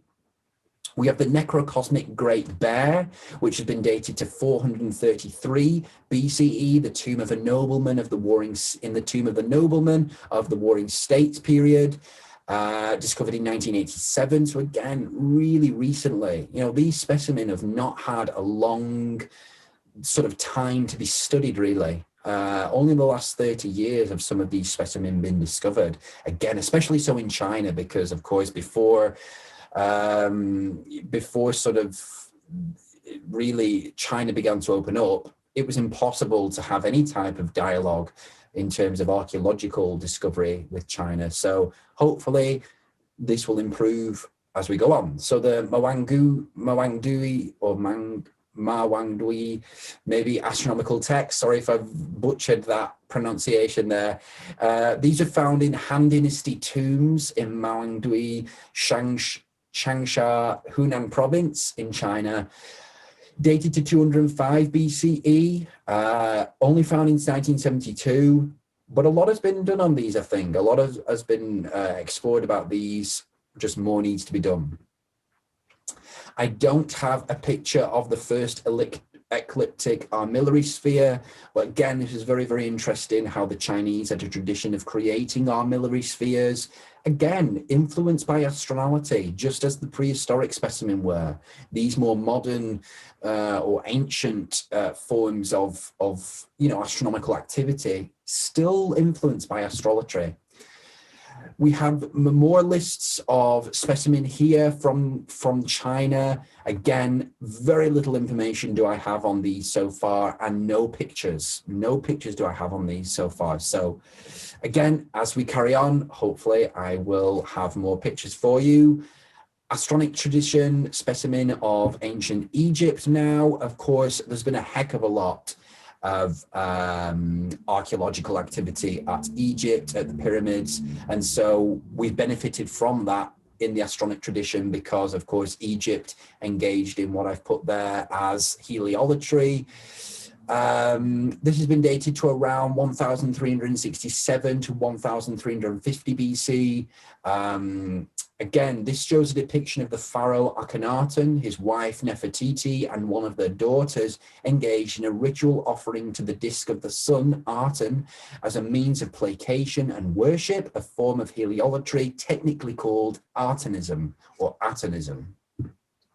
We've got Senmut's astronomical ceiling. This is a ceiling that was identified by, it was reviewed by Carlsberg, which is a papyrus manuscript, but I think it was actually discovered by, I forgot his name. I have to come back to that. I forgot his name. He was part of the exhibitions at the Valley of the Kings. Not Howard Carter. It was someone else. Oh, no, I can't remember now. But I might put that in probably somewhere up here, maybe if I can remember it by the time I'm editing this lecture. But essentially, this was an unfinished tomb of Senmut, the vizier of Queen Hatshepsut, that depicts the northern constellations. That's really interesting. Why would they do that? Why are they depicting the northern constellations? Would have to look into that and interpret that as a form of astronology, or as, influenced by astronology, of course.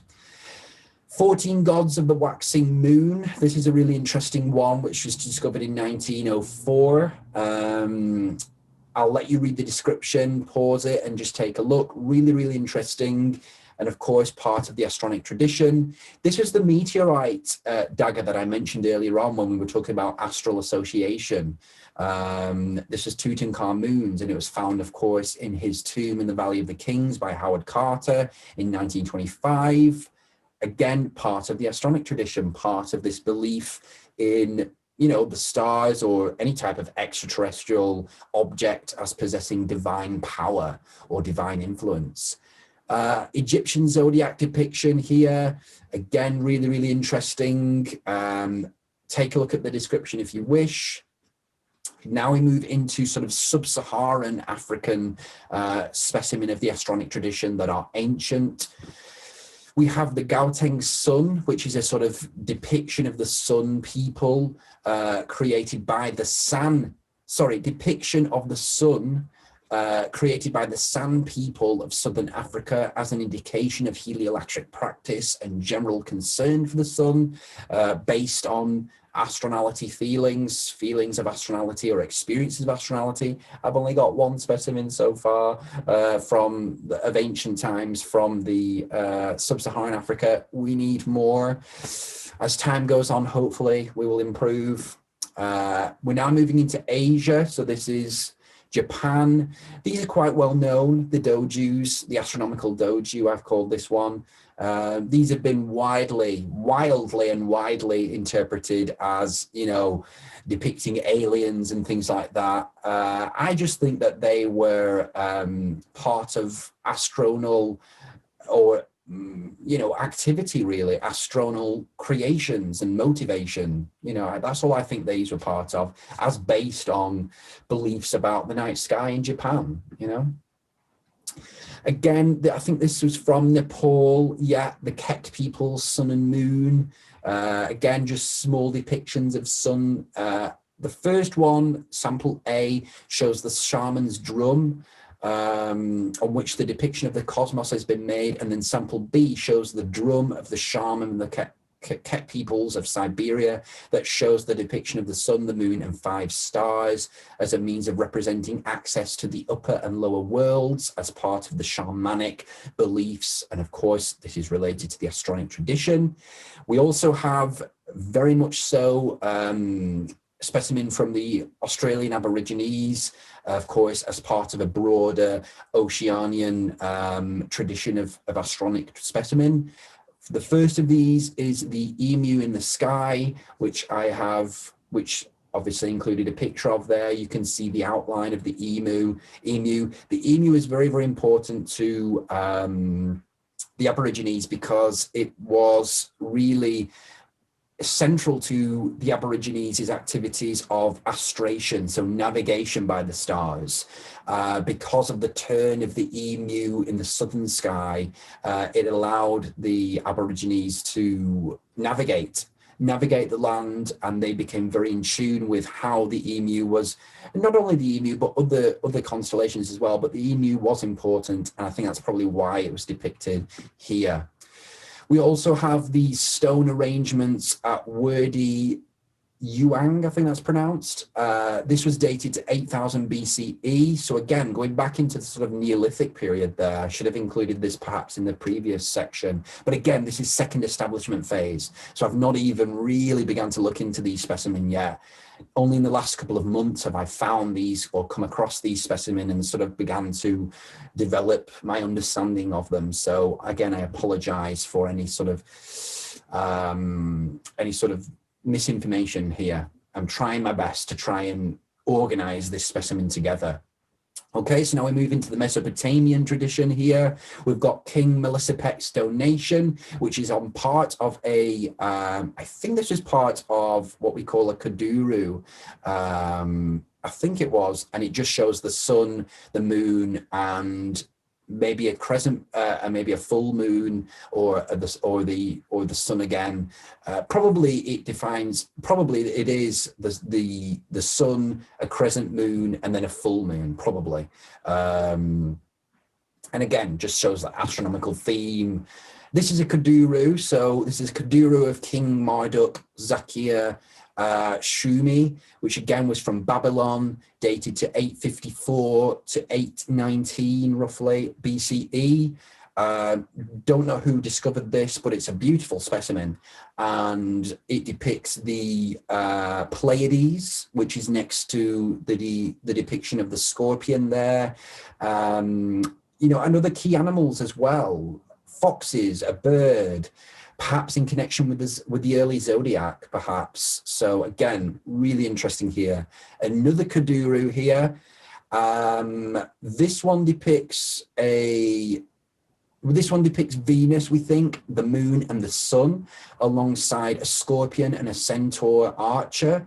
Again, really interesting depictions here. And what do these mean? Certainly they're related to or based in astronal experience of the night sky, but much more than that, hopefully there are experts out there who can help us. I'm sure there will be, who can help us in defining what these types of expressions meant, you know.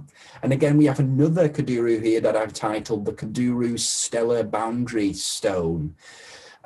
Take a look at the description there if you wish. This was found in 1912 by Leonard William King, dated to 1100 BC, sorry. Again, we come to ancient Europe now. There's a heck of a lot more here. So we've got the Orion Man of Wilmington, quite a well-known one here in England, reviewed by John North back in 2008, dated to 3480 BCE, certainly connected to, you know, astronomical activity, and certainly having some type of astronal motivation in its creation. Then we'll move on to the stone celestial alignments of Britain or Ireland. This is not just one specimen, but this is kind of like an archaeoastronomical site, really, because it's a series of over 700 arrangements of stones and slabs across Britain and Ireland. So, you know, it sort of includes a lot of different sites, does this one sort of specimen here, but again, shows examples of alignmentation. Knowth and Newgrange curbstones, again, these are really, really interesting in terms of their astronomical significance. Again, found in Ireland, dated to 3200 BCE. We also have the standing stones of Stenness. These are located 5 miles northeast of Stromness in Scotland. You know, a henge site consisting of thin stone slabs with sharply angled tops. You know, these regarded to be of astronomical significance and created as a result of experience of astronality, according to the Astronic Tradition. So again, we're moving on now with the Minoan molds of Palaecastro, I think. Ooh, I think I've butchered that again, that pronunciation. Found by a farmer in 1899. These depict the sunlight disc engraving used for making objects for predicting solar and lunar eclipses, perhaps also a sundial, maybe. It looks like a bit of a sundial, doesn't it? We've got the Stonehenge heel stone. Again, if you want to take a look at that long description there from John North in 2008, this was dated to 2950 BCE as part of the sort of broader tradition there at Stonehenge, which is, of course, an archaeoastronistic site with loads of archaeoastronistic beliefs and practices taking place there. We've got the Talcardi limestone, which is a beautiful limestone fragment that has sort of stars and a lunar crescent engraved into it, dated to 2900 BCE, found by Henry Sant in 1916. We've got the cup and rim marks, which were found in Scotland at Balloch Mile, is that? Hopefully that's the right pronunciation there. Again, these are fairly new specimen that I've come across in my second establishment phase. So I don't know too much about these. Definitely they are related, you know, they are astroglyphs, regarded as having created through experience of astronality. We've got the Nuraj of Sardinia. I don't know if that's how you pronounce Nurag. Is it Nurag or Nuraj? I don't know. Again, these are structures constructed out of large, mostly untrimmed stones that dominate the landscape of Sardinia due to there being over 7,000 spread across the island. Most with either solar, astral, or lunar orientations, and certainly of astronal motivation to create these. Very interesting areas. Need to do more work on them. Going back to Bulgaria now with the Tangoduk Kaya cave sanctuary. The entrances to the caves were so created to allow sunlight to illuminate the floor around midday. So again, important to the lunar solstice, winter solstice, likely in order to form ceremonies related to astral and solar religion, and of course, based on astronal belief and motivation, astronal experience, We have also the Danish Starstone, which was one of the first specimen of the Astronic tradition that I came across, dated to 1700 BC in Denmark, in Venslev, Denmark. This is a stone engraved with the constellations Cassiopeia, Auriga, Cepheus, Ursa Major, and Gemini. The stone was created for religious activity, according to Maud Mackinson's 1954 work, Astronomy and Primitive Religion, and its creation was later connected to experience of astronality, obviously as part of Astronic theory. We have the Bohuslän stellar depiction, which was one of my personal favorites. This was found in Bohuslän in Sweden.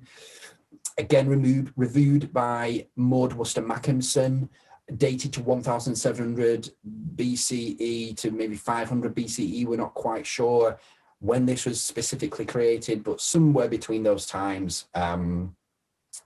I will read the description of this because I think it's really interesting. So this is a rock engraving that depicts the asterism Big Dipper alongside many figures, men, deer, bulls, dogs, and even a scorpion. All seem to be ascending to the sky in boats, likely a depiction of belief either in astranthropy specifically or in transtellation more broadly. Certainly an example of experience of astronality, and also is a sister specimen of Cassiopean man and dog, which we'll come to now. So the Cassiopean man and dog, again, is a rock engraving depicting the constellation Cassiopeia, alongside that of a depiction of a man and a dog with various other interpretable patterns, certainly fueled by experience of astronality and possibly also expressing belief in transtellation. Dated to 1700 BCE to 500 BCE again, and also reviewed by Maud Mackinson.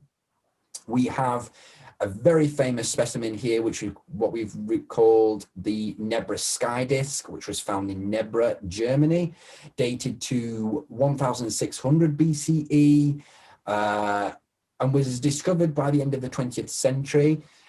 First establishment phase it's part of, and it's essentially a bronze disc that features the sun and a full moon or a crescent moon along with stars, seven of which may be the Pleiades.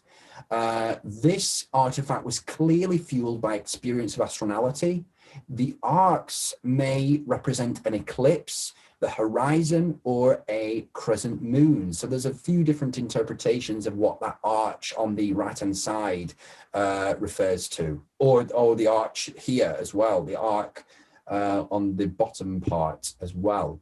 This is a lovely one here, the Trundholm Sun Horse. This is beautiful. So this is an astronomically themed artifact of a horse pulling a chariot with a depiction of the sun attached, possibly connected to the synodic cycle, and certainly in Astronist theory regarded to hold origins of astronal experience, dated to 1400 BCE, found in a peat bog in Trundholm Moor in Denmark by a farmer in 1902. We've got the Uffington White Horse. This is really an interesting one. If you want to take a look at this, read the description there. Dated to, again, 1380 to 550 BCE. The Topeka cosmogony, going back to Brazil, Bulgaria here. Again, found in the 1960s, this was by Alexei Stoev. He's done a lot of work as well, I think, with Alexander Marshak on some of these depictions and sort of prehistoric specimen and ancient specimen. Take a look at the description there if you wish. We've got the globe of Metallica. That's how, Metallica. So this was discovered in 1985 at the Palazzo Pretorio during its reconstruction, and is essentially a Roman sundial. It's sculpted on a marble ball and is clearly of astronomical use, and likely also created as a result of experience of astronality. This is quite a famous one already. It's called the Antikythera mechanism, which is a sort of hand-powered orrery, essentially, is the oldest analog computer and is used to predict the positions of celestial bodies and the precise occurrence of eclipses decades in advance. Its creators are regarded to have experienced astronality as part of its creation and use. Of course, that's according to the Astronist theory and the Astronic tradition. We also have a tradition of specimen found that belong to the Astronic tradition among the Native Americans, which is a really interesting area of astronic or archaeoastronomical activity. First among these is the Bonny Lake Sky Stone, which was deposited 13,000 BC, but obviously we're unsure of when the marks themselves were made. Hopefully we can make some progressions in that later on. Of course, the glacial erratic boulder that was deposited here depicts various carved pits. You can't really see them on this picture, but you can read the definition there on the sort of description there on that sign. Some of which align to constellations Orion, the Little Dipper, and to the stars Polaris and Sirius, particularly among the Puyallup people. This stone has significance. So again, we'd have to look into what their beliefs were about the astronomical world in order to then connect those to this stone. Again, I will be doing that sometime in the future, I'm sure. We've got the figurehead rock of Washington State here. It's also got the name of Halites, which is a pretty peculiar name, but that's what it's known as well. This is a rock that is inscribed with petroglyphs serving astronomical calendrical functions, we believe. Again, dated to 1000 to 400 BCE. The 13 moons astroglyph. An astroglyph is essentially just a type of petroglyph that has an astronomical theme, essentially. That's a term that I created in order to distinguish sort of cosmic petroglyphs from, those that, general petroglyphs. Again, don't really know much about this. This is part of the Tableland site of California, dated to Neolithic, so it's broad, very, very broad. Don't know too much about this. We also have a set of, I think, 4 specimen that are called the golden hats of the Astronic tradition. So these are a series of hats that we believe to have sort of helioelectric practice associated with them. And these were, a tradition of creating these seem to have emerged in the sort of mainly 1400 BCE. So, coming into ancient times really rather than prehistoric, but, certainly these had helioelectric influence, or it's at least celestial, more broadly, more astronal or celestial significance. Then we have the Aventon gold cone. We have the golden cone of Eseldorf Busch, is it? This is used certainly as part of ceremonies, including heliolatry, sun worship, or Buk, it might be there, sorry, and perhaps also used as a symbol of fertility, the tallest of the 4 golden hats. And we also have the Berlin golden hat, thought to have been used during sun worship ceremonies. So again, really beautiful specimens here that show a different side, don't they, to, the Astronic tradition, and especially more of the sort of ancient side of this Astronic tradition. Then we're coming to sort of the medieval specimen here. Very, very interesting types of specimen taking place here.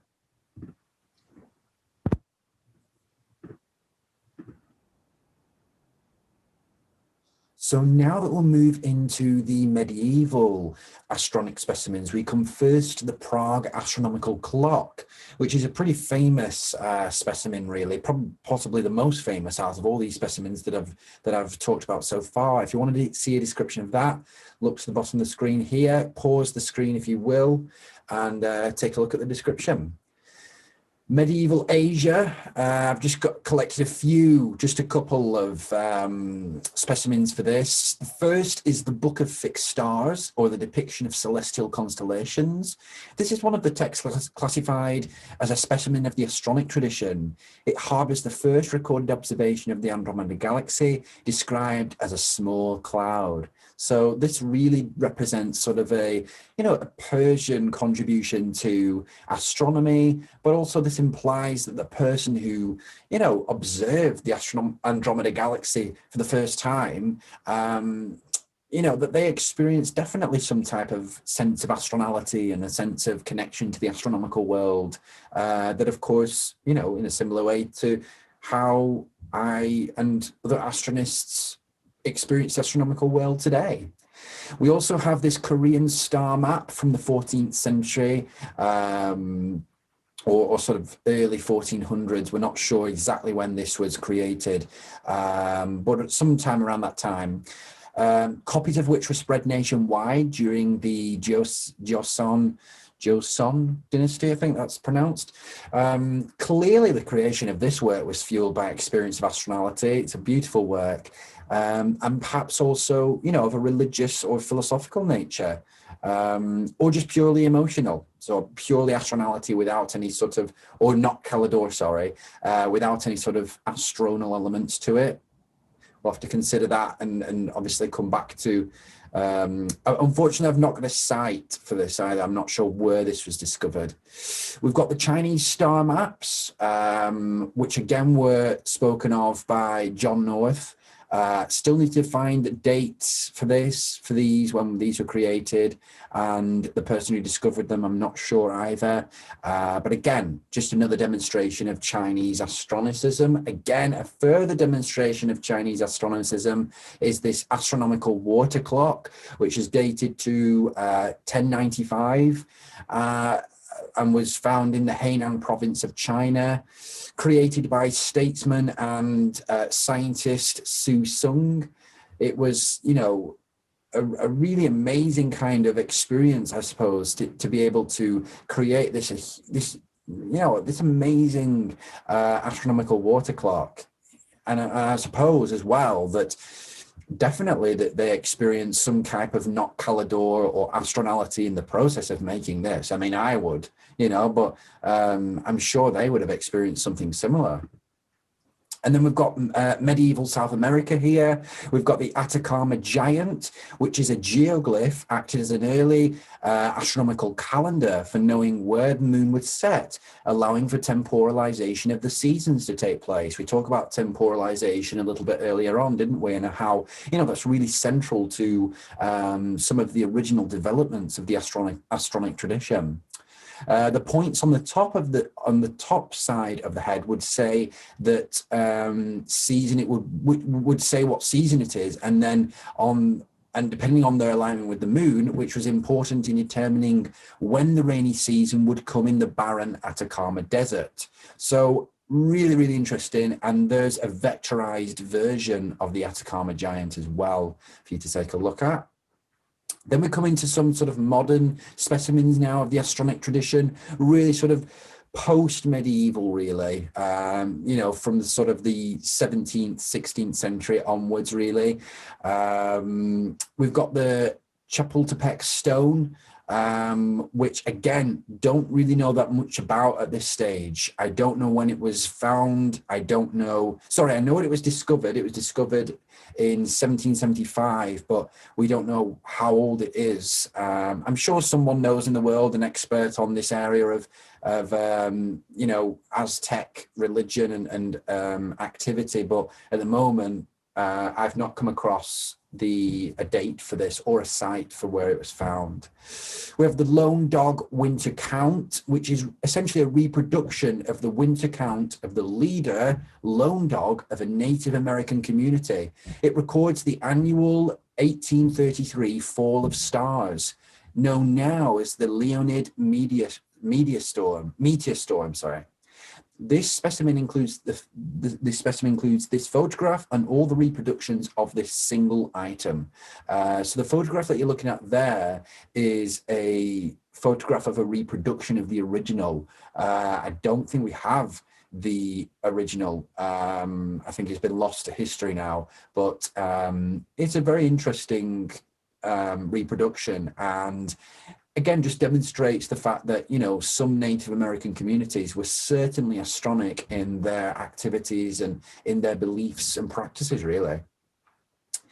Then we'll move on to India here, an area that I've not really spoken about much in the specimen so far, just because I've not managed yet to sort of delve into sort of Indian Astronicism that much.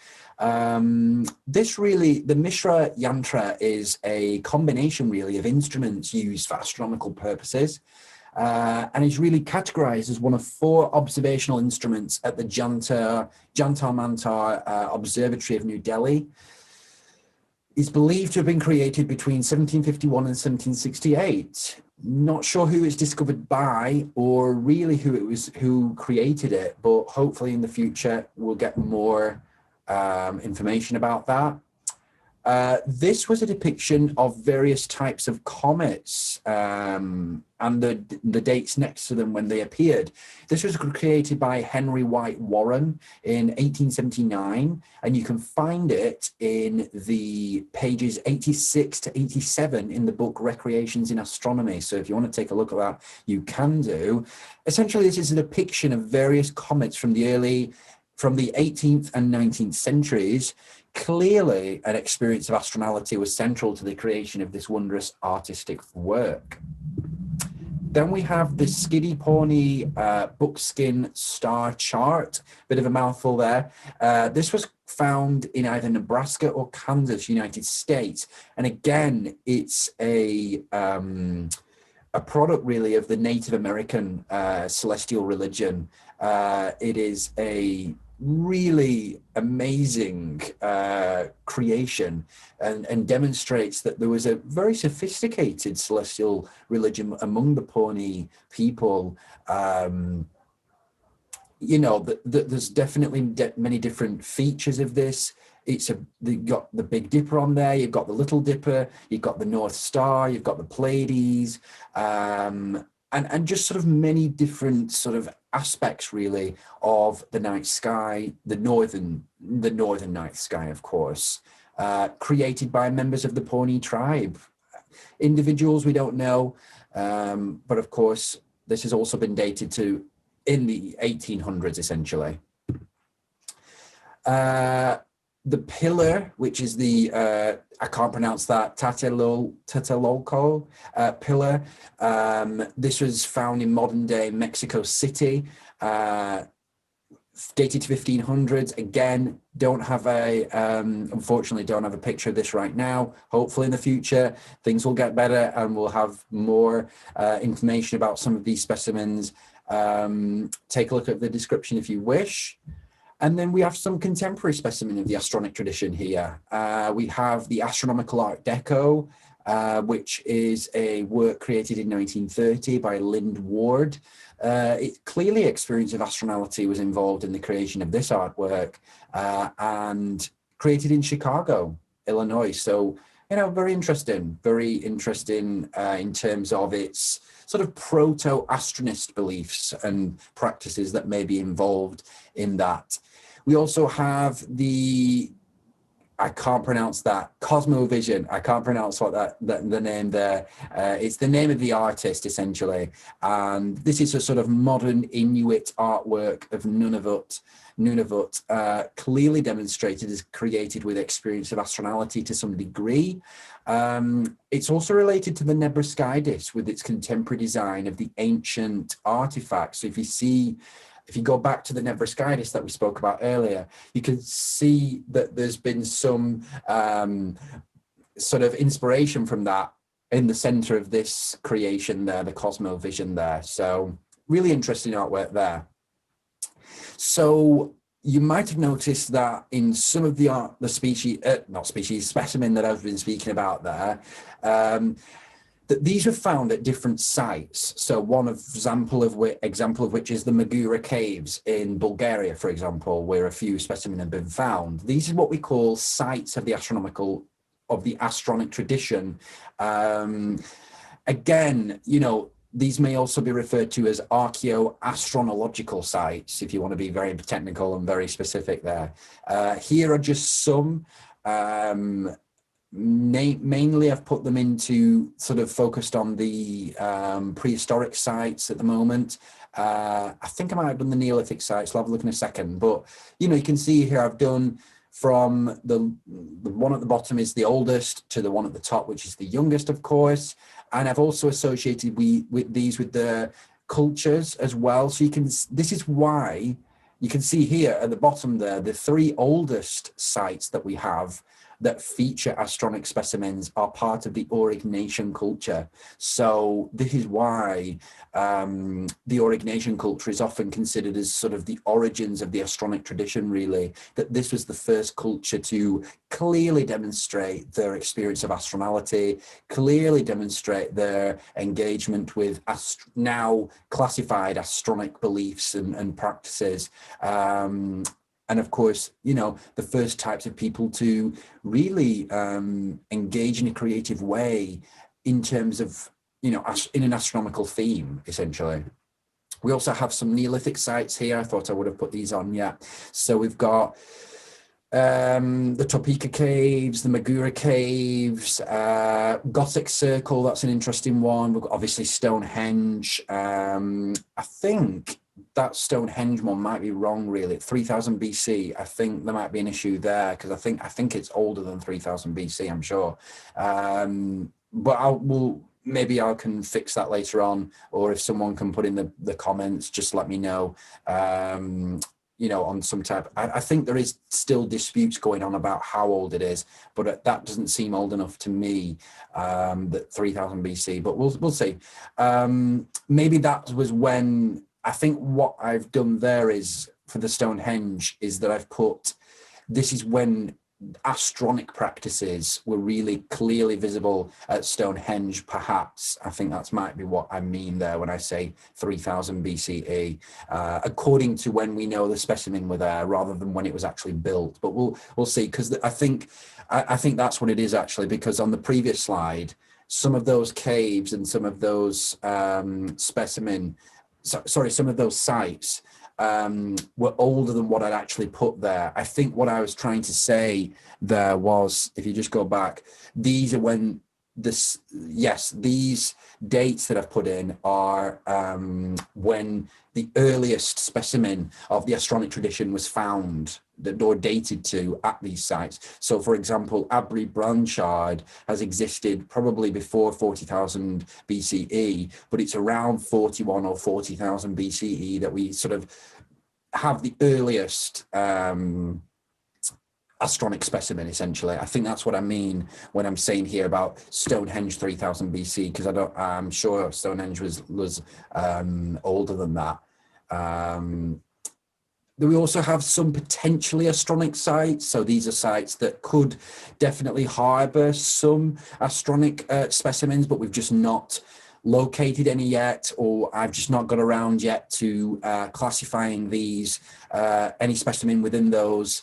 So hopefully, as time goes on, we'll get better at identifying specimen that belong to these sites, and then we can add those as official sites of the Astronic tradition. Here are some more sites, here's some more, and now let's move into the cosmic hunt. This is a really interesting aspect of the study of the Astronic tradition, really.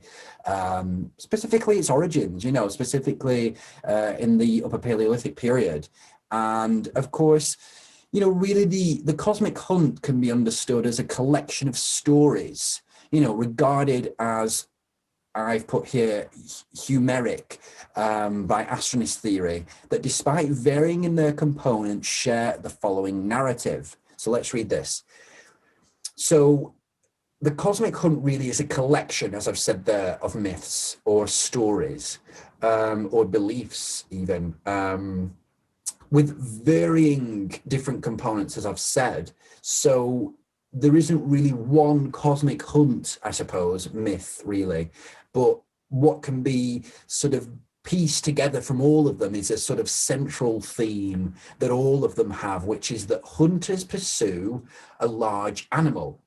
The animal is wounded, whereafter it transcends into the night sky and transforms into a constellation. Various other interactions between the animal, the hunters, and the night sky are described.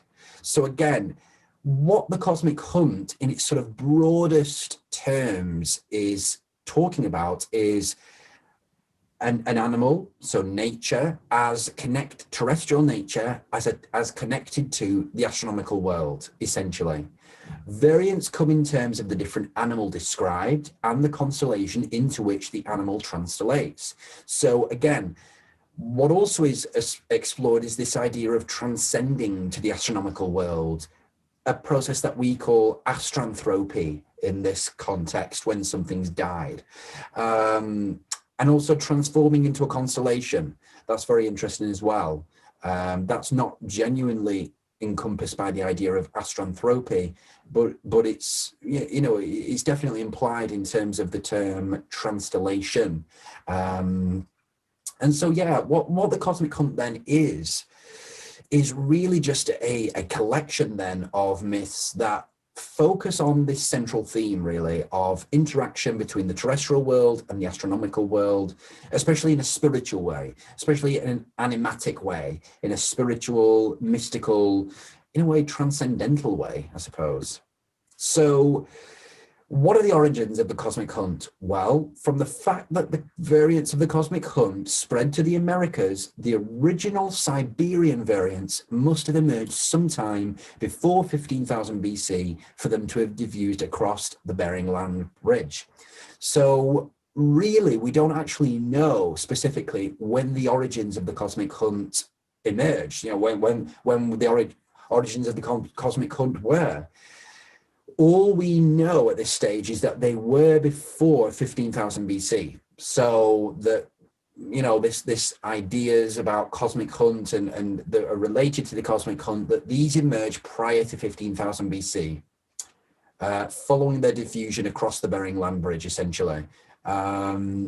So when these actually had their origins could be as early as the Middle Paleolithic. We just don't know yet. Hopefully, with more work, with more funding, with more interest in this area of archaeology and paleoanthropology, we may be able to, you know, come to some sort of a conclusion about, you know, when this, a more specific really date for when the origins of the cosmic hunt, you know, emerged really. This places the origins of this family of stories firmly in the Upper Paleolithic period of the Stone Age, perhaps earlier, but what we know is that they're part of the Upper Paleolithic, certainly. Cosmic hunt variants can be split between the European, Siberian, and the American versions, with the Siberian variants given more prominence in Astronist theory due to their perception as being older or at least closer to the original cosmic hunt. So by the time that the cosmic hunt had diffused across to Europe and across to the Americas, so much had changed really in the stories, and in a way so much had been added, especially by the time ancient times came with the Europeans. You know, things like the inclusion of gods and things like that began to appear within the stories. I think that those really kind of distorted really an earlier original version of the cosmic hunt myth, which I really do associate with more the Siberian variant, which I think is the oldest and more original version of the you know, of this collection, really, this tradition of stories. So the many variants of the cosmic hunt incorporate a few different concepts and beliefs.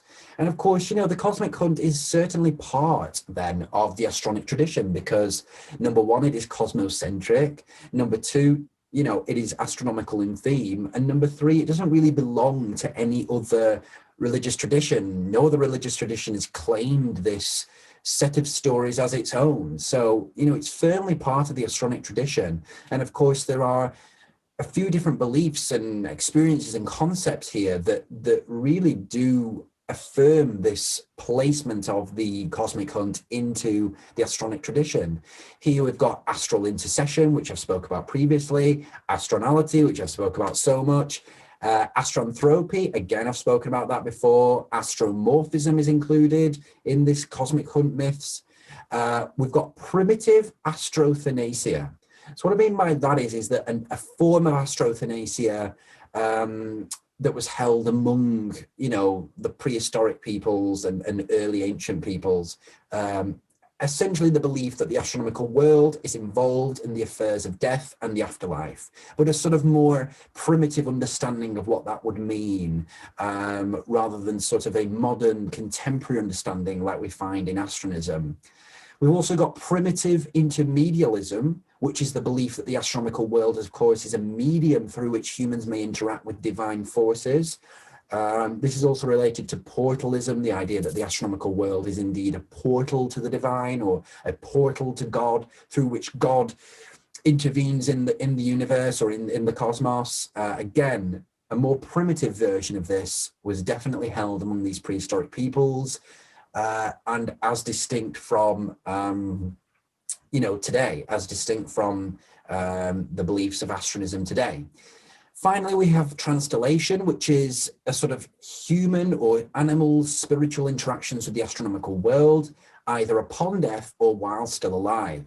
So the term transtellation really has become very, very broad in its application from when it first emerged as a term within astronomism. So now it relates to any type of spiritual interaction with the astronomical world that a person or any other animate being really may have with any one celestial object or the astronomical world as a whole. And of course, that is certainly going on here when we're talking about the cosmic hunt. I would say that is the central theme really of the cosmic hunt, is this idea of astranthropy and sort of the animal's spiritual interactions with the stars. And in some variants of the cosmic hunt myth, the humans themselves ascend to the stars. So again, really, really interesting elements here that seem to have developed down into the contemporary with astronism, of course.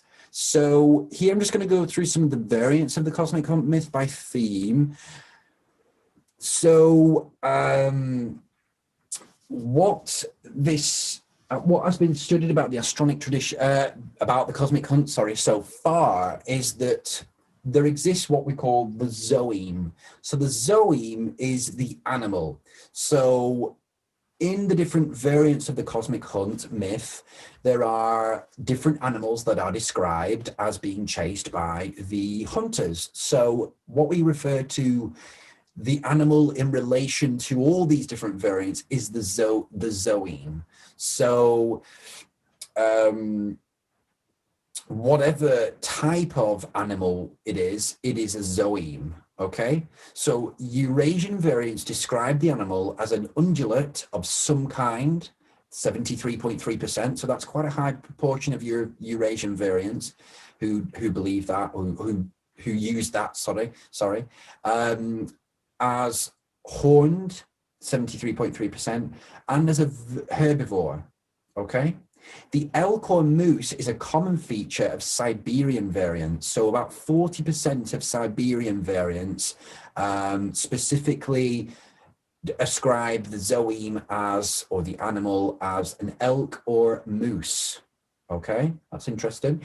North American variants tend to describe the animal as a carnivore, almost always a bear. Okay, so again, what it's trying to say here is that 26% of North American variants describe it as a carnivore, and pretty much all of those 26% ascribe it also to be a bear, okay? A smaller proportion describe the animal as a cow. So 13.3% of the overall cosmic hunt variants describe the animal as a cow. So again, you can see these different variants. What I think really emerged here was, obviously, depending on where the variant emerges from, you have to look at what animals lived in that area. You have to look at what animals were most prominent in that area. And of course, in North America, bears and brown bears and all sorts, those types of animals were more prominent in that continent than perhaps Europe, for example, or even Eurasia to some degrees, to varying degrees. Of course, there will exist different animals in different regions, and so the cosmic hunt changed according to that.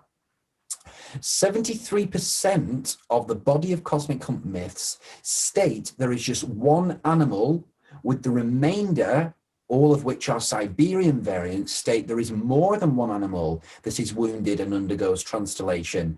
In these two animal variants, the animals transtellate into two stars of the Big Dipper. So as I just mentioned before, in the Astronic tradition, we kind of give more authority, more originality really to the Siberian variants. So which basically states that really the original had more than one animal.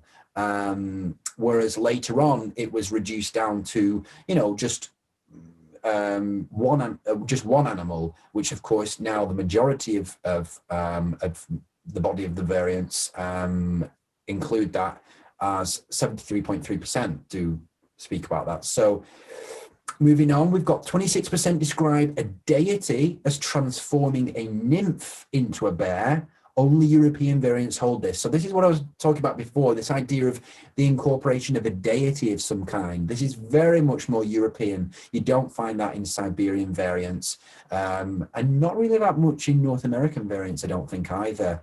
Of course, this demonstrates how by the time it had reached Europe and Europe had sort of interpreted the myth with its own beliefs, things had started to change from the original. So this is why we regard the Siberian variant to be the original one. In European variants also, the animal is associated with the pursuers as its animal. So let me just read that again. The animal is associated with the pursuers as its animal. Not really sure what that means, but I'll have to maybe look at that. Maybe I'm just having a brain fog here, but I'm not really sure why I've written the animal is associated with the pursuers as its animal. I'll have to come back to that maybe and just take a look at why I've written that in that way. There must be a reason, because I've got this data from someone else. So I'll have to take a look at that. Probably what I mean is that maybe the animal is associated as the pursuers rather than the pursuers as animals. I think what I'm supposed to say is that the pursuers are an animal. So the idea that it's not actually humans that are chasing the animal, but it's another animal that is chasing the main one that then transtellates. I think that's what I mean, because in some European variants, it's like dogs are sometimes depicted as or spoken about as chasing after the animal rather than actual humans chasing after the animal. So I think that's what I mean by that. So now I'll move on to the theme of the hunters or pursuers. 66% of the myth collections state that there is just one pursuer. So this is held across Siberian, American and European variants. Interesting.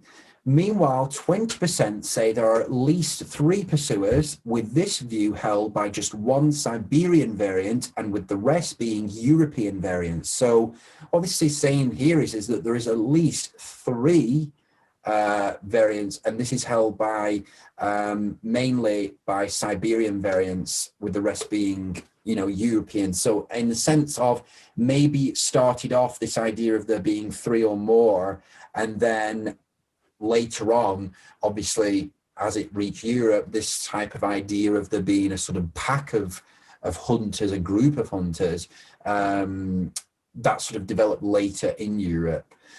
13.3% of the myths state the pursuers as members of the same family, while 20% state the pursuers as dogs rather than people. I think that's what I was referring to in the previous slide, perhaps.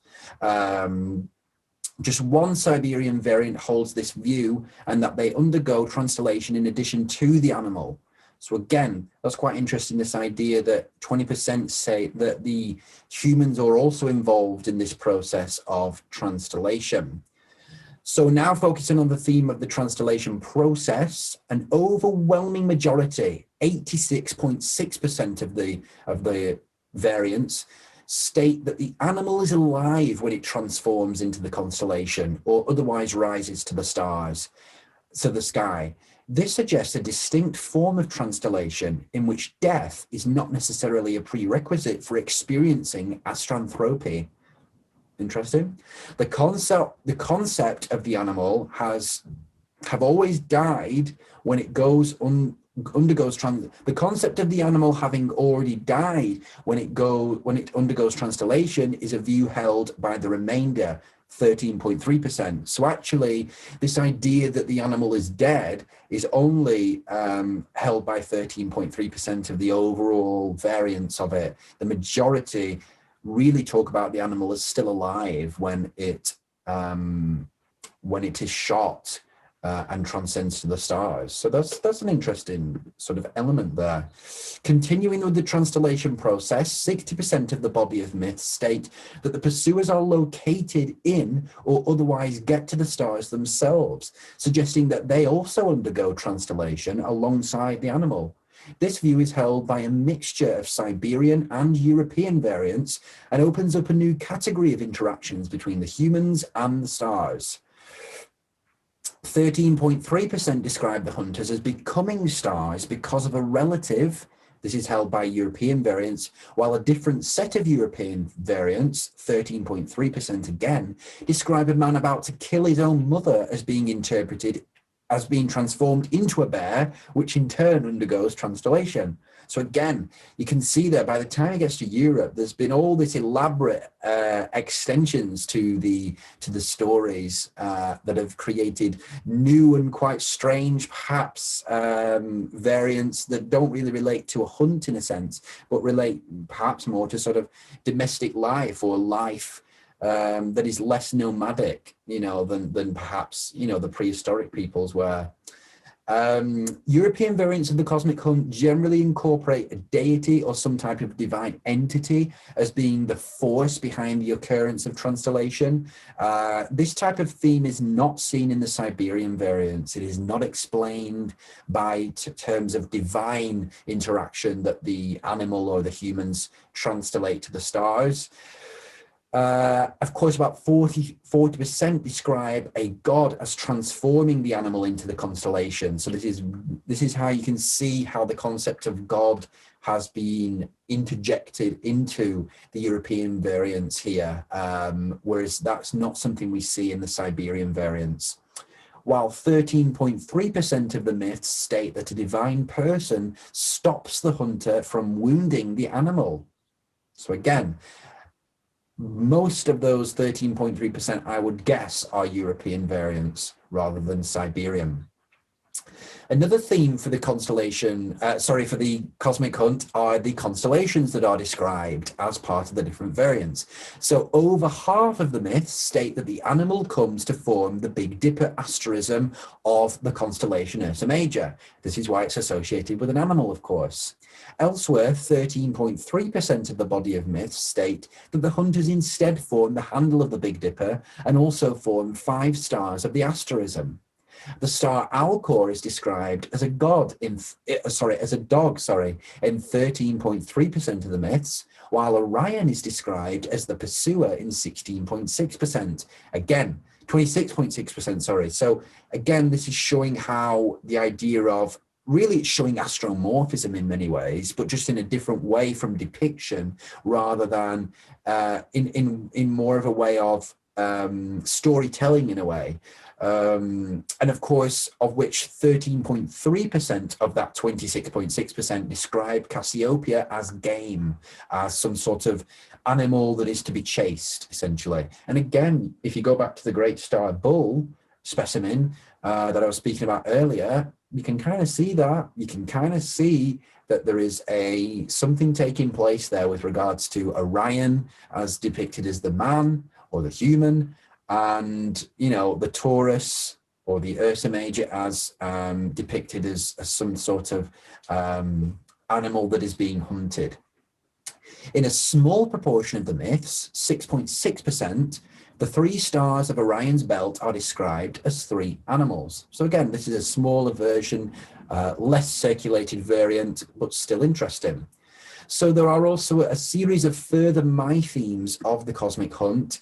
These mythemes really are, or mythemes are, themes within the myth. So themes within the story that exist in different variants.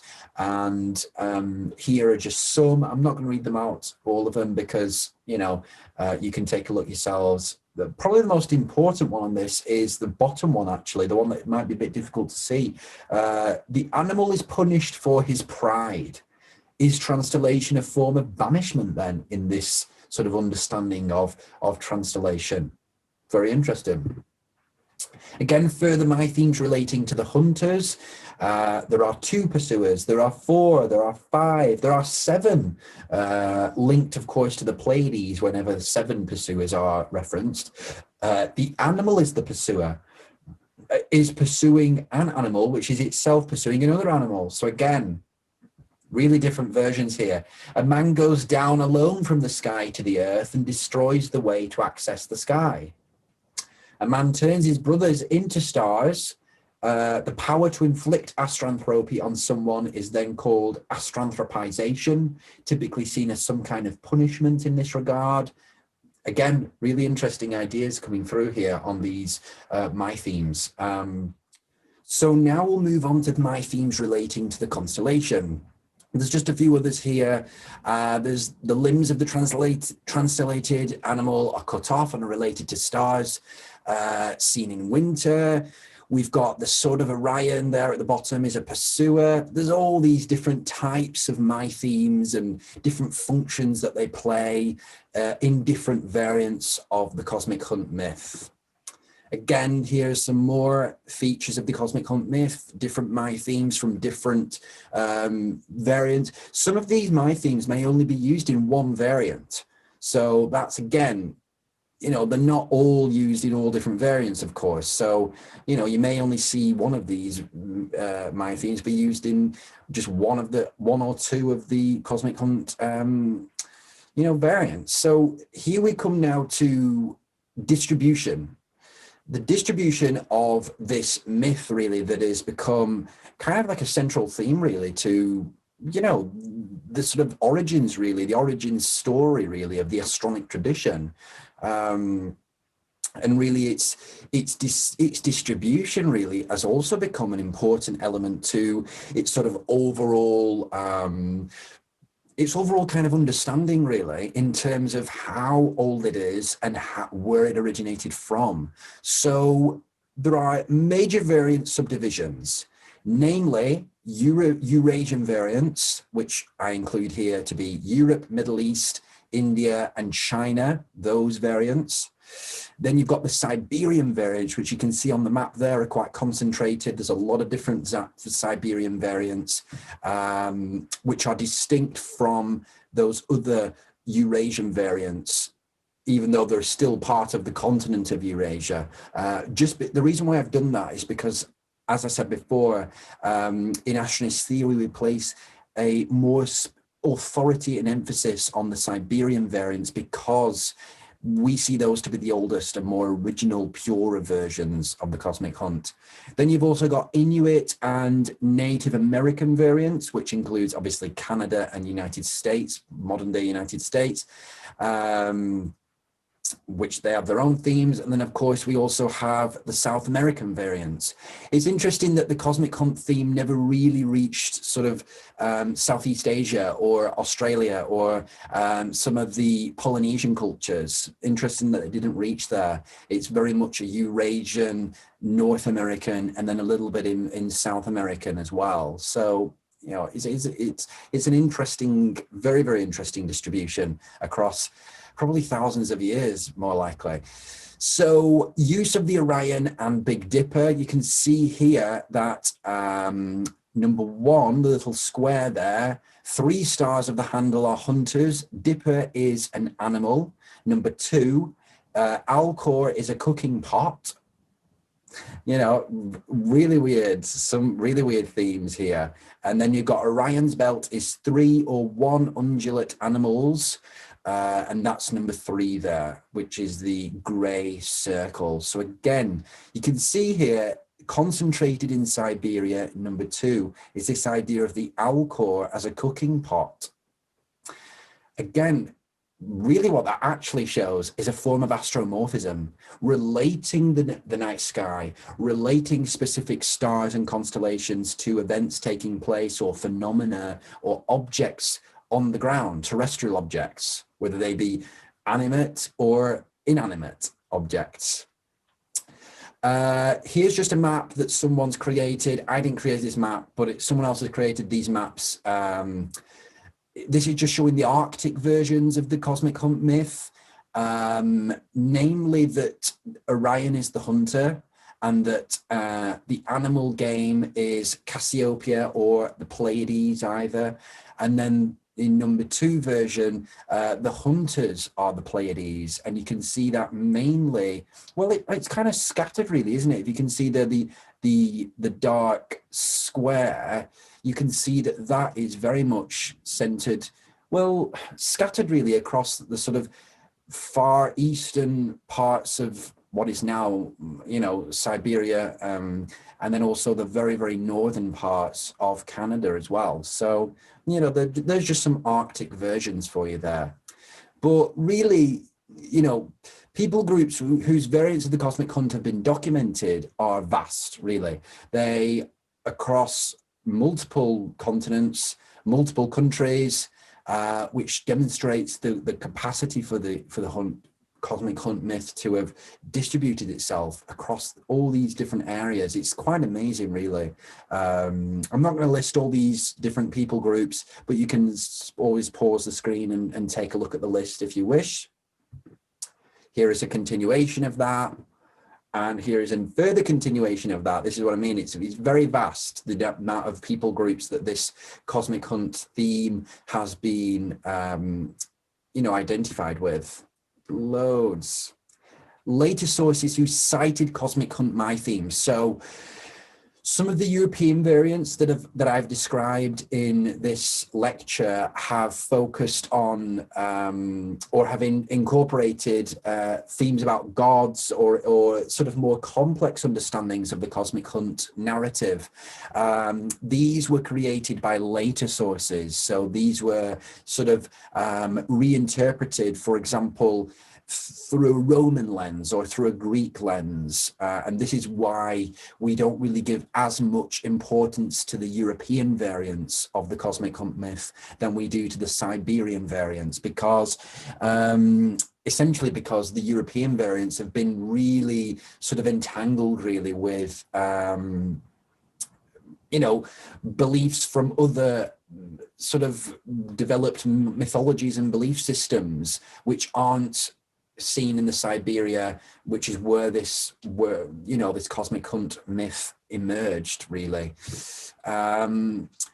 Following on from the major collection called the Cosmic Hunt, the Astronic tradition encompasses a rich diversity of other stories that to varying degrees incorporate astronomical phenomena, with some of these stories seeing intertraditional functions, such as the Star of Bethlehem, which is Abrahamic, of course, but it is also classified as Astronic. So the story of the Star of Bethlehem has been studied quite a few times for its astronomical theme. And of course, that does certainly relate to the Astronic. What I would say is that the narrative of the Star of Bethlehem is actually Astronic related rather than Astronic, because it actually does belong to, of course, Christianity and the Abrahamic tradition, but certainly it has, you know, connections to an astronomical cosmic theme. You know, essentially what we can sort of derive from all of this is that astronomical phenomena and related motifs of the cosmos have played an important role in all cultures and religions of the world, both ancient and modern. So again, this idea that the Astronic tradition is global, it is not centered in one country, it doesn't have origins particularly in sort of in one country in a sense, because even though it's associated with the Aurignacian culture of Europe, it really did branch out from there. And I think it didn't branch out in the sense of that it was passed along like the Abrahamic tradition was from mouth to mouth. I think it was more, that this tradition was a natural evolution among different human populations. So for example, the Aborigines obviously engaged with Astronic tradition, but they didn't receive their Astronic tradition from the Aurignacians. I mean, maybe it was passed down some way, but I think they developed their own Astronic tradition because of the night sky. It's a universal environment that everyone can see, everyone can engage with, no matter where you are or what you believe, really. So I think there's just a different nature to the Astronic tradition than the Abrahamic tradition. The Astronic tradition hasn't always, or the majority of which, hasn't been sort of established or passed down through proselytism like in Abrahamic traditions or even in Dharmic or Taoic traditions, but instead has sort of developed as a sort of natural tendency for humans really to engage with the astronomical world because of their experiences of astronality. Here are just a list of some other Astronic stories, Astronic storytelling traditions. One interesting one there is lunar effect, which was in place for a very, very long time. I believe this to definitely have prehistoric origins. The correlation between the lunar cycle and behavior and psychological change in living beings on the Earth. I think that has connections to what we were talking about before with Alexander Marshak's Aurignacian lunar calendar, the association of the moon with the menstrual period, the association of the moon with sort of rebirth and birth in general, fertility. I definitely think that's been around for a very, very long time. Again, lycanthropy is an interesting one. The idea that the man turns into the werewolf when the moon appears in full. I don't know. You tell me how that could be related to the previous one I just spoke about, but there's a heck of a lot of motifs here and aspects of storytelling, and here are some more that I've listed. Again, I've included Star of Bethlehem, of course, splitting of the moon, which is, of course, an Islamic miracle, the world mill, very, very old, ancient story there, which is obviously a conception of the cosmos as a rotating millstone. Elaborate, yes, some of these stories are. Literal, probably most of them not, but certainly demonstrate ample beliefs about the stars, ample beliefs about the astronomical world and its involvement in human life, essentially. So as we come to the end of this section now, before I just speak about astroanthropology, I wanted to just include my dissertation here for you to take a look at if you wish.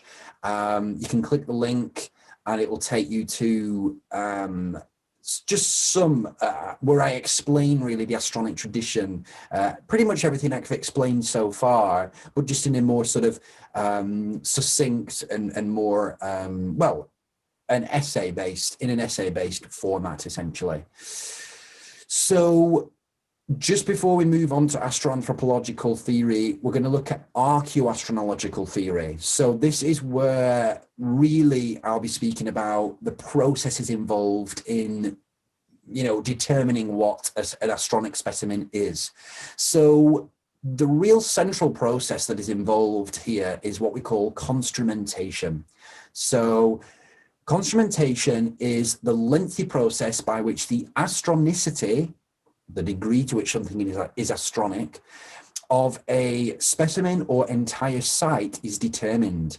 Namely, this is conducted by analysing the subject's astronomical character, the themes it displays in its contents, and the functions it holds or may have held, so that it may then be classified as part of the Astronic tradition. So this whole process of analysis, this whole process of determining what is astronic and what is not astronic is what we call construmentation, okay? Of course, we have this term called potentially astronic, which is to refer to a specimen or an entire site while it is undergoing the process of construmentation. So if of course the construmentation process is successful, then we would call that specimen or that site an astronic specimen or an astronic site. If it's not, then we would call it a non-astronic site or a contrarian specimen or something like that. But when it's undergoing this process still, it's called a potentially astronic site or a potentially astronic specimen. So the construmenter is essentially trying to determine whether the specific question, I can't see that because my thing's in the way, but the specific question possesses whether it is referred to as astronic character.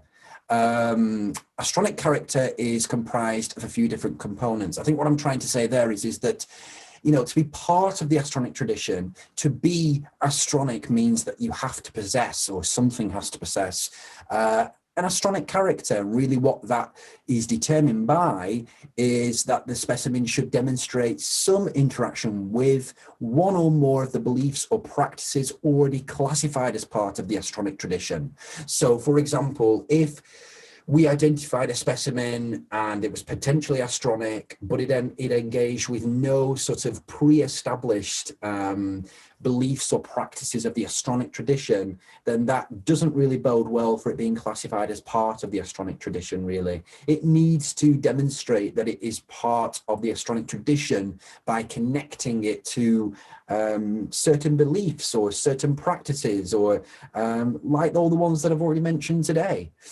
So if the specimen does not demonstrate direct engagement with an astronic belief or practice, the specimen must instead show an astronomical theme in its creation as a means of asserting that the person who created the specimen experienced astronality as part of the motivation to create it. So when we were looking at some of the specimens earlier on, you may have noticed that some of them, well, they weren't necessarily connected to belief, or any type of sort of astromancy or astrology or astrotheism, but certainly the creation was, fueled by an experience or an emotional connection to what they were depicting in terms of the astronomical world. And so because of that, we can say that, yes, it is part of the Astronic tradition because there's been an experience there of astronality, for example. So again, what this is trying to say is that there is two sort of ways, really, of completing the construmentation process. Either there has to be that direct engagement with astronic beliefs and practices, which is obviously the main way of gaining that construmentation process or completing that process. Or there's the second way, which is to associate sort of astronal motivation to whatever specimen you are speaking about. Then once this conclusion to the construmentation process has been made, once there is sort of a grounds for a specimen or site to be classified as astronic and that everyone is pleased or happy with this process, then we go to the declaration of such a specimen or site as being part of the Astronic tradition. And the process that we call this, or the word that we use to refer to this declaration, is specimenization. So this declaration means that the Astronist Institution, so yes, this is an Astronist Institution determination. So all the specimen that you've looked at today have all been determined as specimen of the Astronic tradition by the Astronist Institution. That's a big difference, because in the previous or earlier in this lecture, I spoke about Astronic orthodoxy as not being within the remit of the Astronic tradition, and that is true. So academics, scholars, myself, people who are just involved in the movement generally come to a consensus about what is Astronic orthodoxy, but then the Astronist Institution has the remit of asserting what it believes to be Astronic specimen and Astronic sites. Of course, if someone is not affiliated with the Astronist Institution, they don't need to accept that those are specimen or sites of the Astronic tradition, but this is just the Astronist Institution's way of referring to the specimen or understanding of these specimen and sites. What you may want to challenge that is to say, well, why do we need the Astronist Institution to do that? Well, we need it to do that because this is a very organized process that has to take place. You've seen how many specimens there are, and it's a difficult process. It's not easy, and it needs to be more organized than just allowing sort of like an open book as to turn, that's not the right phrase, allowing sort of an open-ended, open-ended discussion as to whether something is a specimen or not. I think for the purpose of this and to gain sort of clarity, the Astronist Institution has to step in to provide that clarity as to what is an Astronic specimen and what is not. Okay, so that's why the Astronist Institution is involved in this process, simply because it requires sort of a more organized approach, essentially. So the construmentation process for an object may be accelerated if the object in question has a sister specimen. So a sister specimen, you may have I referred to that earlier on with the Bohuslan stellar depiction and the Cassiopean man and dog.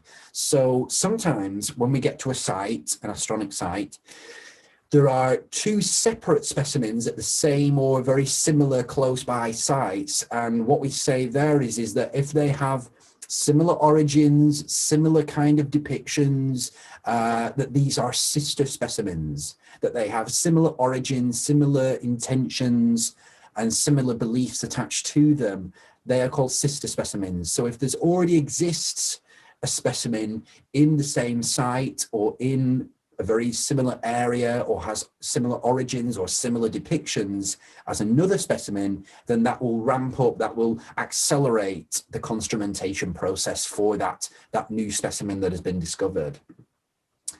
So we have also a separate process for the construmentation of a site. So what I've just spoken about is the construmentation of a specimen, a specific object, whereas now I'm going to speak about, the construmentation or the determination of the astronicity of an entire site, which is sometimes can be more difficult in many ways. Again, there are two main ways that a site may be declared astronic. An astronic site or archaeoastronological site is so declared if at least one of the objects originating from the site is declared an astronic specimen. So if there is an astronic specimen that has been identified at that site, then the site automatically becomes an astronic site. So that's pretty easy, that one. The second way that a site may become astronic is that if inextricable components of the site are demonstrated as having astronomical utility or alignment. This is a little bit more complicated and is a little more difficult, really, to try and determine sometimes. Of course, you've got things like Stonehenge, which are pretty easy to determine their astronomical nature or the utility of astronomy there. But in other sites, it's not so straightforward, especially sites that have received, less attention, less archaeological study. So again, there are two processes there for the construmentation of an astronic site. Here are just a few archaeoastronomical theories and approaches. I'm not going to go through them all. You can take a look at the descriptions there. There are just a few ways that we may approach archaeoastronology or theories that have emerged from archaeoastronology. Again, a few more here. So pause the screen and take a look at those key terms. Again, even more terms here. We've got here types of astronic specimen. So when looking at the sort of array of astronomical specimen that I've showed you today, there are, a list of different types of categories really of these specimens, that they're not all part of the same category, that rock art is very much different from, an astronomical water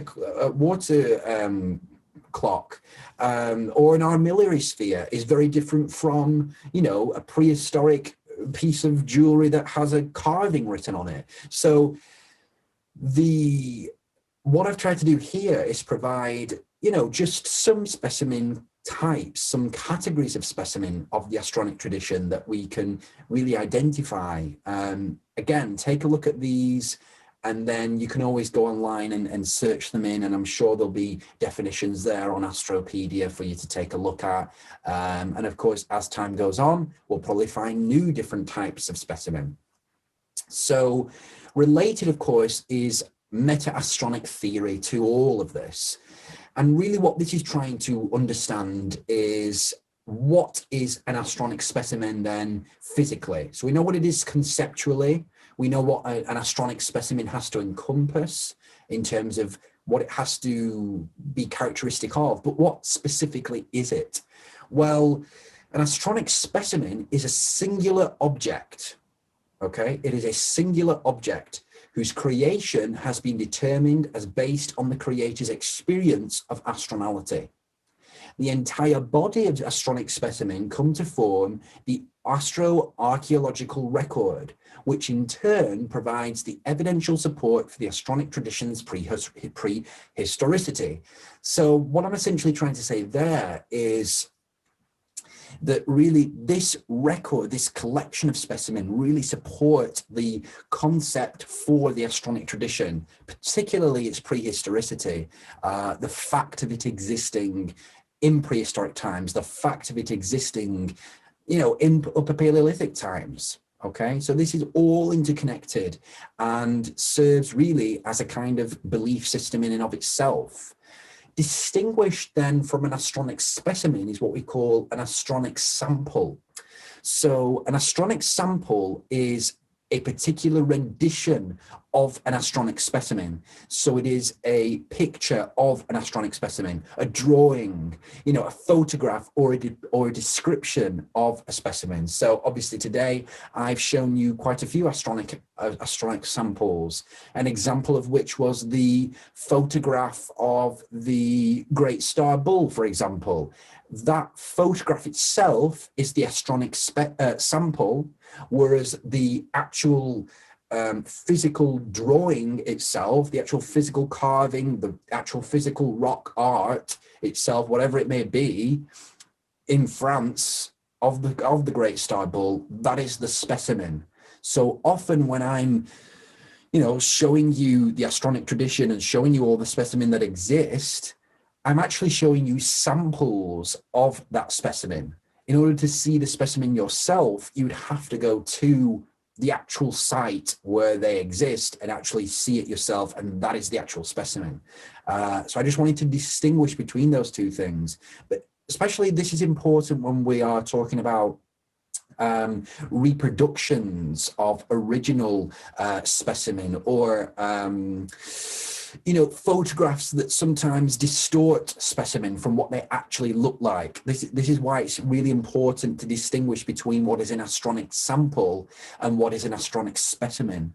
Again, a single specimen may have multiple samples, because, if you take a photo of the Great Star Bull and use that, and I take a photo of the Great Star Bull specimen, then those are two samples of the Great Star Bull specimen, because those two photos will have been taken from different angles, edited differently, things attached to it differently in order to explain what it's trying to represent. So again, the function of an astronic sample is actually really important to sort of the fundamental elements of the archaeoastronology, really. But again, this is more for sort of people who are involved in the sort of creation or the categorization of specimen of the Astronic tradition.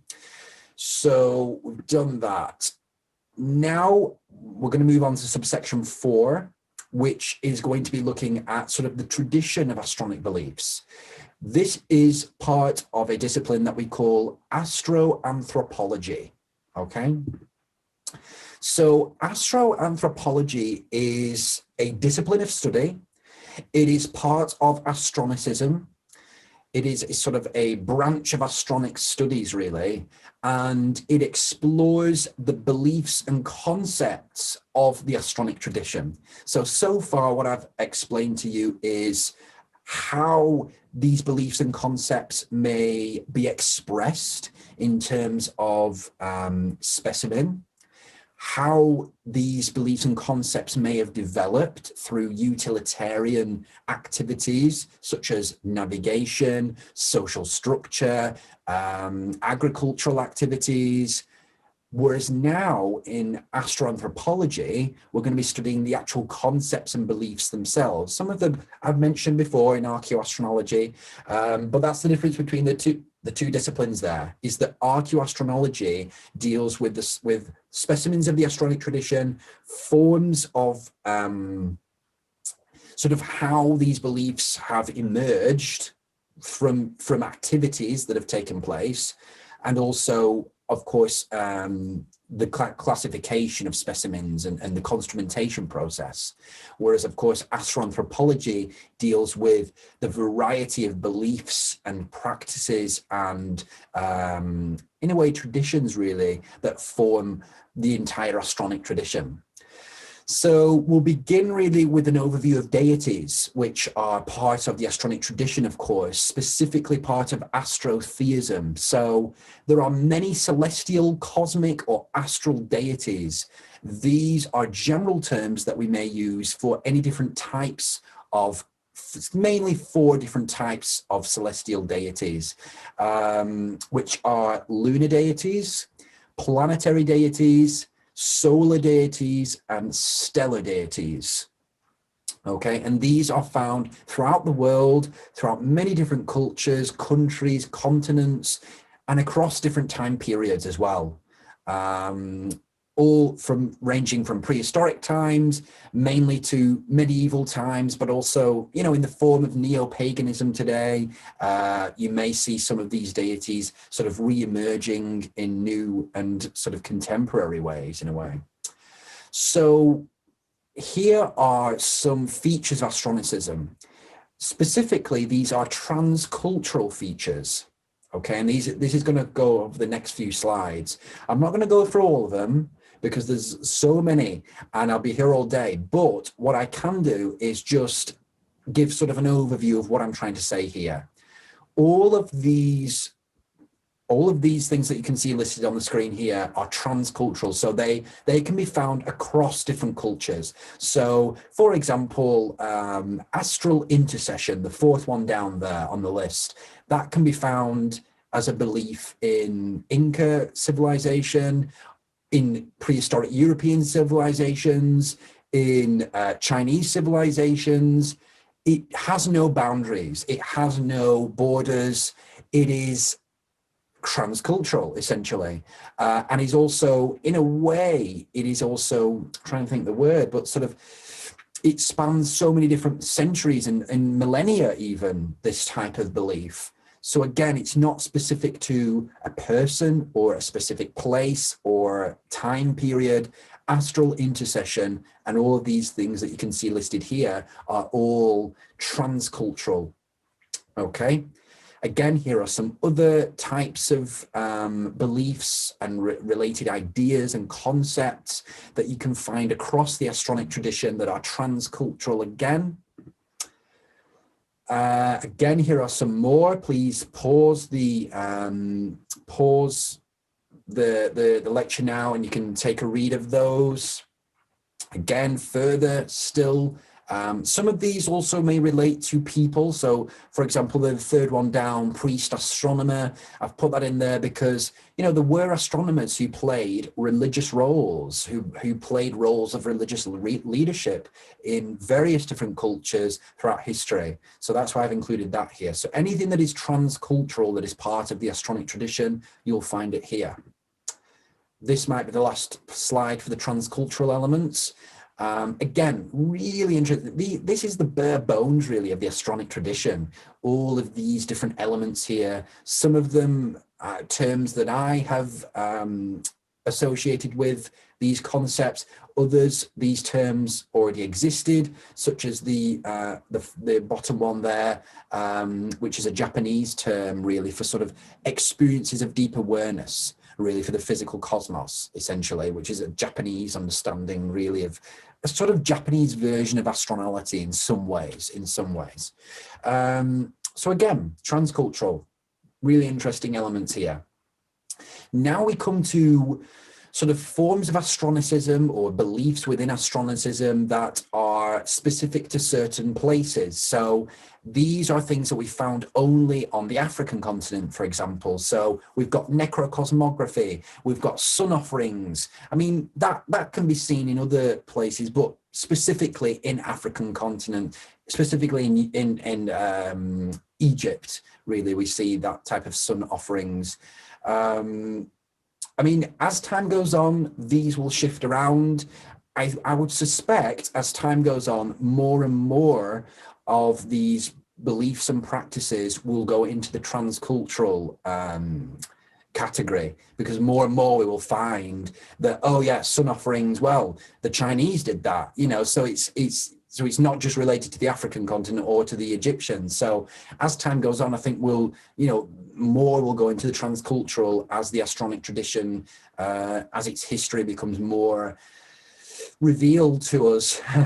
Here are some as well from China, some Chinese Astronicism, some cosmologies here that are unique to China, Chinese traditions of astrology.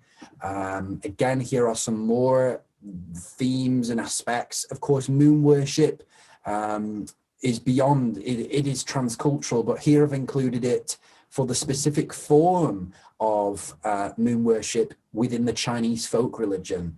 Again, very interesting aspects, and also, you know, demonstrates really that there is a very strong Chinese tradition of Astronicism, very, very strong, and possibly ancient or prehistoric.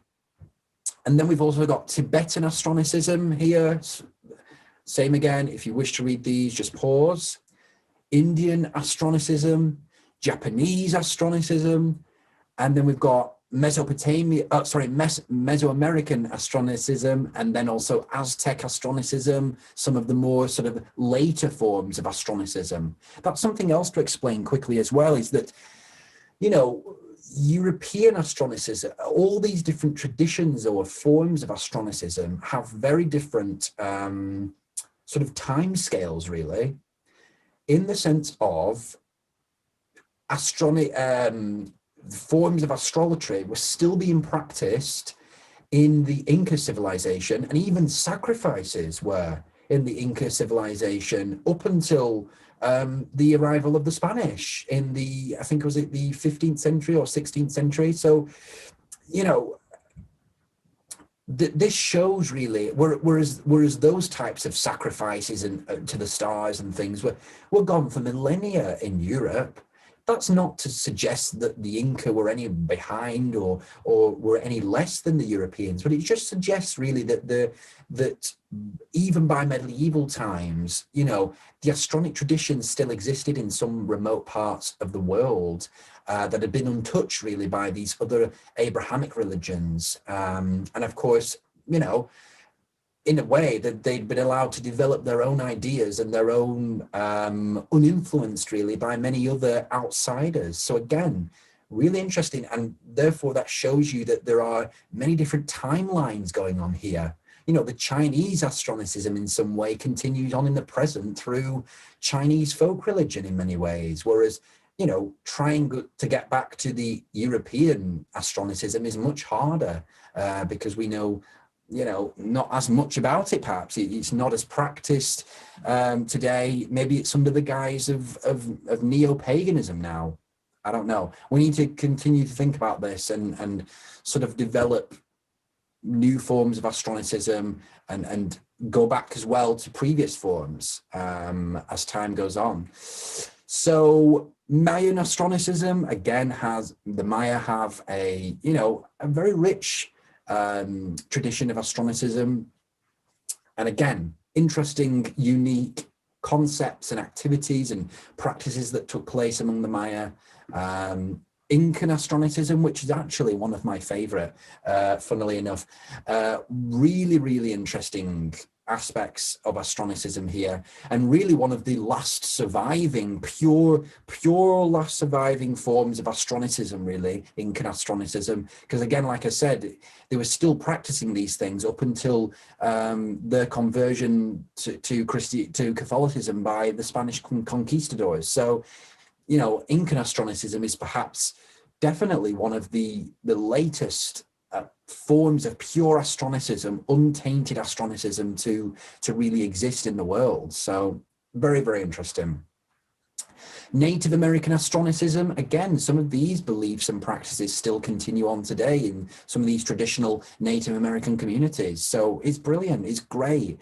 And hopefully at some point, when this pandemic is over, I'll be able to get out to America and meet some of these people who have been able, had the honor really of contacting over the last few years. I'd really love to go out there and sort of experience some of their astronic activities and beliefs in the flesh. So really excited for the future on this.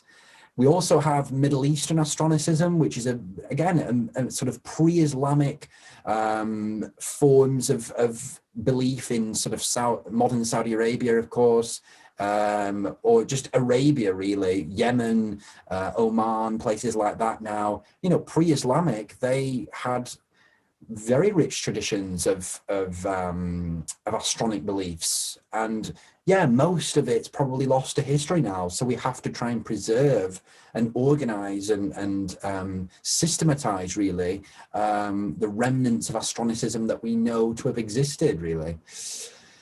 We have then European Astronicism, very much more focused on sort of building things, I would say, is European Astronicism, building structures, building, burials chambers and things like that, much more associated with European Astronicism, building monuments and things like this. Of course, Stonehenge is a major example of that. And of course, there as well at the bottom, Woodhenge child sacrifice. We know that a 3-year-old girl was sacrificed at Woodhenge. Can't remember when it was. We will know when it was. In ancient times, I would think, in prehistoric times. Her skull was cleaved, which suggests a type of ritual sacrifice, likely a ritual sacrifice to the sun or to the stars or something like that. So now that we've sort of looked at the history really of the Astronic tradition, we can now move on to sort of looking at the contemporary Astronic religions, really. This idea really of, this idea of space religion is the kind of main element here.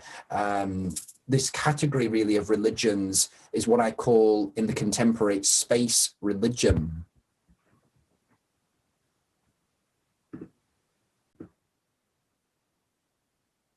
So there exists a sort of category really of religions, movements and philosophies that are encompassed by this term space religion.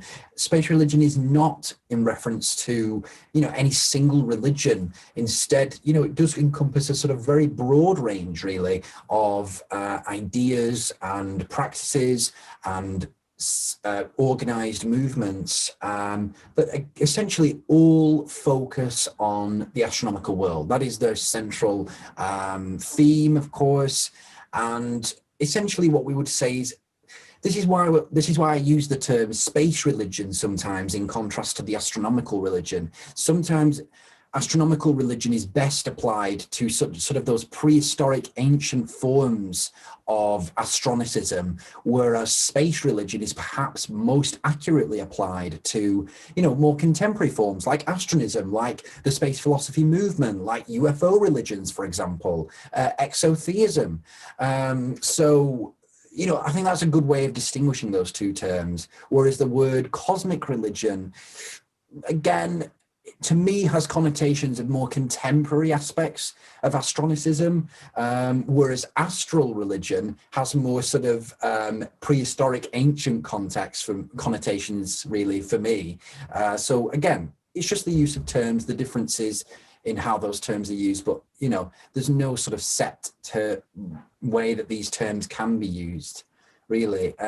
So we've got exotheism and astrotheism. First of all, we have this idea of exotheism, the idea that really any type, it encompasses any belief that incorporates the existence of either sentient or sapient beings living in the cosmos alongside us in some planet somewhere else. Essentially the belief in extraterrestrial life, but specifically that extraterrestrial life has the power or the capacity to impart knowledge to us that may then show us insight to, existential truths, theological ideas, introduce us to new ways of thinking, new conditions of being, essentially. Then we have astrotheism, which is any belief directed towards celestial bodies and astronomical phenomena. These two definitions that I've given here are quite more broader, really, than I've given previously in this lecture for the same two terms. Again, definitions can be broadened and they can be narrowed, is essentially the thing that we can take from that. Influences on space religion, of course, have been the UFO and alien abduction subculture. This is particularly important when we come to exotheism and the UFO religions. Tropes of science fiction and weird fiction, of course, things like Star Wars, Star Trek, just any type of science fiction has definitely influenced the development of astronism and, space religion as a whole. Even astronomical events, eclipses, comet passings, space missions, any meteor showers, any type of astronomical event can have sort of an influence really on the development of this sort of contemporary form of Astronicism. And then we have the millenarianism, the belief in a future utopian period. Of course, that is, again, part of Astronism to some degree. This idea of transcendentia is definitely kind of a millenarian belief, in the sense that, it is a promise of a higher condition for humanity, a future, maybe not utopian period, but certainly a future higher condition for humanity. We have Gnosticism, so a focus on the accumulation of knowledge. And then we also have apocalypticism, belief in the imminent end of the world. Some of these things can become some of these beliefs and strains of thought can definitely be identified as part of sort of contemporary Astronicism, contemporary space religion. Here's just an overview of some terms that we may use to refer to this on the left-hand side. And then here's just some, beliefs that I've identified that exist in the world currently with regards to space. These aren't necessarily astronist beliefs, but they're definitely beliefs that arouse interest among the public and, arouse interest in astronism itself, I would say, and certainly arouse interest in sort of space and space exploration. So just pause and take a look at that overview there. And then really related to this is the idea and sort of the organization really of the Astronic tradition. This idea that there exists a tradition of literature and different organizations that exist to help promote Astronicism, and that also there exists a historiography for the Astronic tradition that, of course, I'm trying to establish. So types of Astronic literature, of course, there are ancient, modern, medieval, potentially Astronic, contemporary, Astronist approaches to Astronic literature. We have cosmic storytelling, which of course relates to things like the cosmic hunt. These are all part of the tradition of Astronic literature. Astrohistoriography, again, here are just some concepts within that. I've not managed to give them definitions at this point, but if you go to the Institutional Dictionary of Astronism, you'll be able to find definitions of these 6 terms or phrases here that are part of sort of the tradition of historiography within or as part of the Astronic tradition. Some of these are really interesting. They are very, very interesting ideas that, you know, are emerging really to sort of define the Astronic tradition's history from other types of belief traditions and religious traditions, essentially. And really sort of Astronic organizations really are sort of companies or not-for-profit organizations, including the Astronist Institution itself, whose services or products incorporate belief in one or more of the beliefs, practices, or members of the Astronic tradition. Examples include astrology helplines, astrological consultancies, specialist astrologers, astro specialists, so people, you know, who are engaged in astromantic activities, best to say astrological activities there, you know, providing products and services in that way.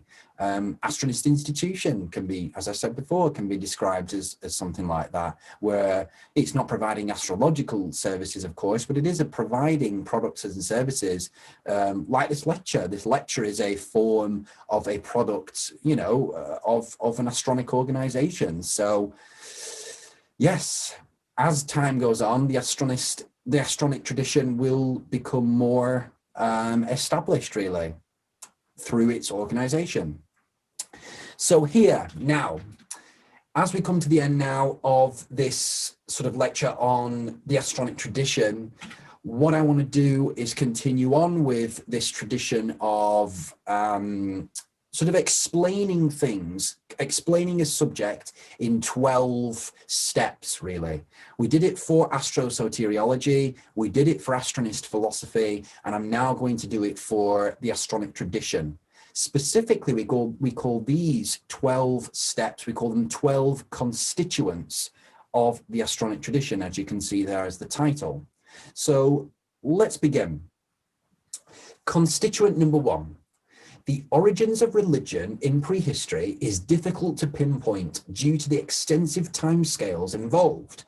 However, we can use the archaeological evidence left behind by prehistoric cultures to come to some determination as to when religious behavior approximately emerged. Constituent 2. Although it is likely that belief in a higher power and in an afterlife began before astrology due to evidence of burials and bear worship existing in the Middle Paleolithic, Astronist theory maintains that systems of star worship were indeed the first relatively organized forms of religious activity. Constituent 3. Evidence has been found of astronomically themed rock art, stone engravings depicting depicting constellations, as well as basic star charts and lunar calendars as early as 40,000 BCE. Creations particularly popular among the Aurignacian culture were particularly popular, among the Aurignacian culture of the Upper Paleolithic. Constituent number 4. Each specimen that clearly demonstrates a cosmic theme come together to form a vast collection of items, all of which demonstrate the role that celestial bodies played in the beliefs and worldviews of many prehistoric peoples. Constituent 5. In astrosoteriology, this time period of creativity related to astral phenomena around 42,000 years ago is attributed to the event of the scope of man, which ignited the relationship, called the Sidereancy, between humankind and the astronomical world. Constituent 6. The Astronic tradition of religion is regarded to have begun in the first moment in which one of the early humans peered up to the night sky and related what they saw to their beliefs about the world around them. It is possible that the scope of man occurred before 42,000 years ago, but until a relevant specimen boasts an older date of origin, the period for the start of the Astronic tradition remains fixed in place. Constituent 7. In any case, the astronomical world is presented as having played a much greater role in shaping human religion and belief, as well as the evolution of humankind itself, than scholars of religion had previously attributed to it. Constituent 8. Hence, the Astronic tradition is established as a distinct tradition of religion to stand alongside the traditions already established by scholars, namely the Abrahamic, Dharmic, and Taoic traditions. Number 9, as it may be understood, there represents the, Astronicism, as it may also be known, therefore represents the lineage of the astronomical beliefs and practices of humanity since prehistory, as distinct from, yet at times intermingling with and influencing these other ancient traditions. Constituent 10. The Astronic tradition is easily divisible into 6 major orientations called astrolatric, astrological, archaeoastronistic, astrotheistic, exotheistic, and astronistic.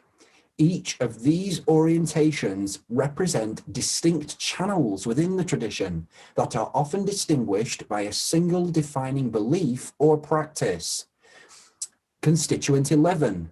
The disciplines of meta-astronicism, archaeoastronology, and astroanthropology are established to deal with the internal structures of this tradition, the classification of relevant specimen, and the organization of the myriad of beliefs and practices that comprise the tradition, respectively.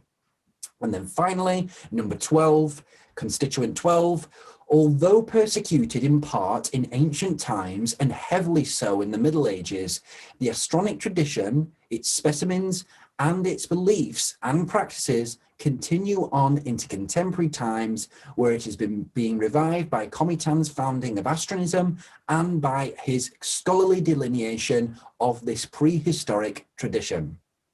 So hopefully this 12 constituents of the Astronic tradition has given you sort of a concise overview of the sort of principles of logic, really the notions of logic that I have used in order to get to, you know, my conclusions about the Astronic tradition. Hopefully you can follow those really easily and then be able to understand why I believe the Astronic tradition, number 1, to be the oldest religious tradition, and number 2, to deserve a place alongside those other pre-established religious traditions. So I hope you've enjoyed this episode of a conversation with Cometan, where we've looked at the Astronic tradition in its current form here at the end of the founding era in as much detail as I've been able to provide at this stage. And I look forward to seeing you in the next episode. So thank you for watching, everybody.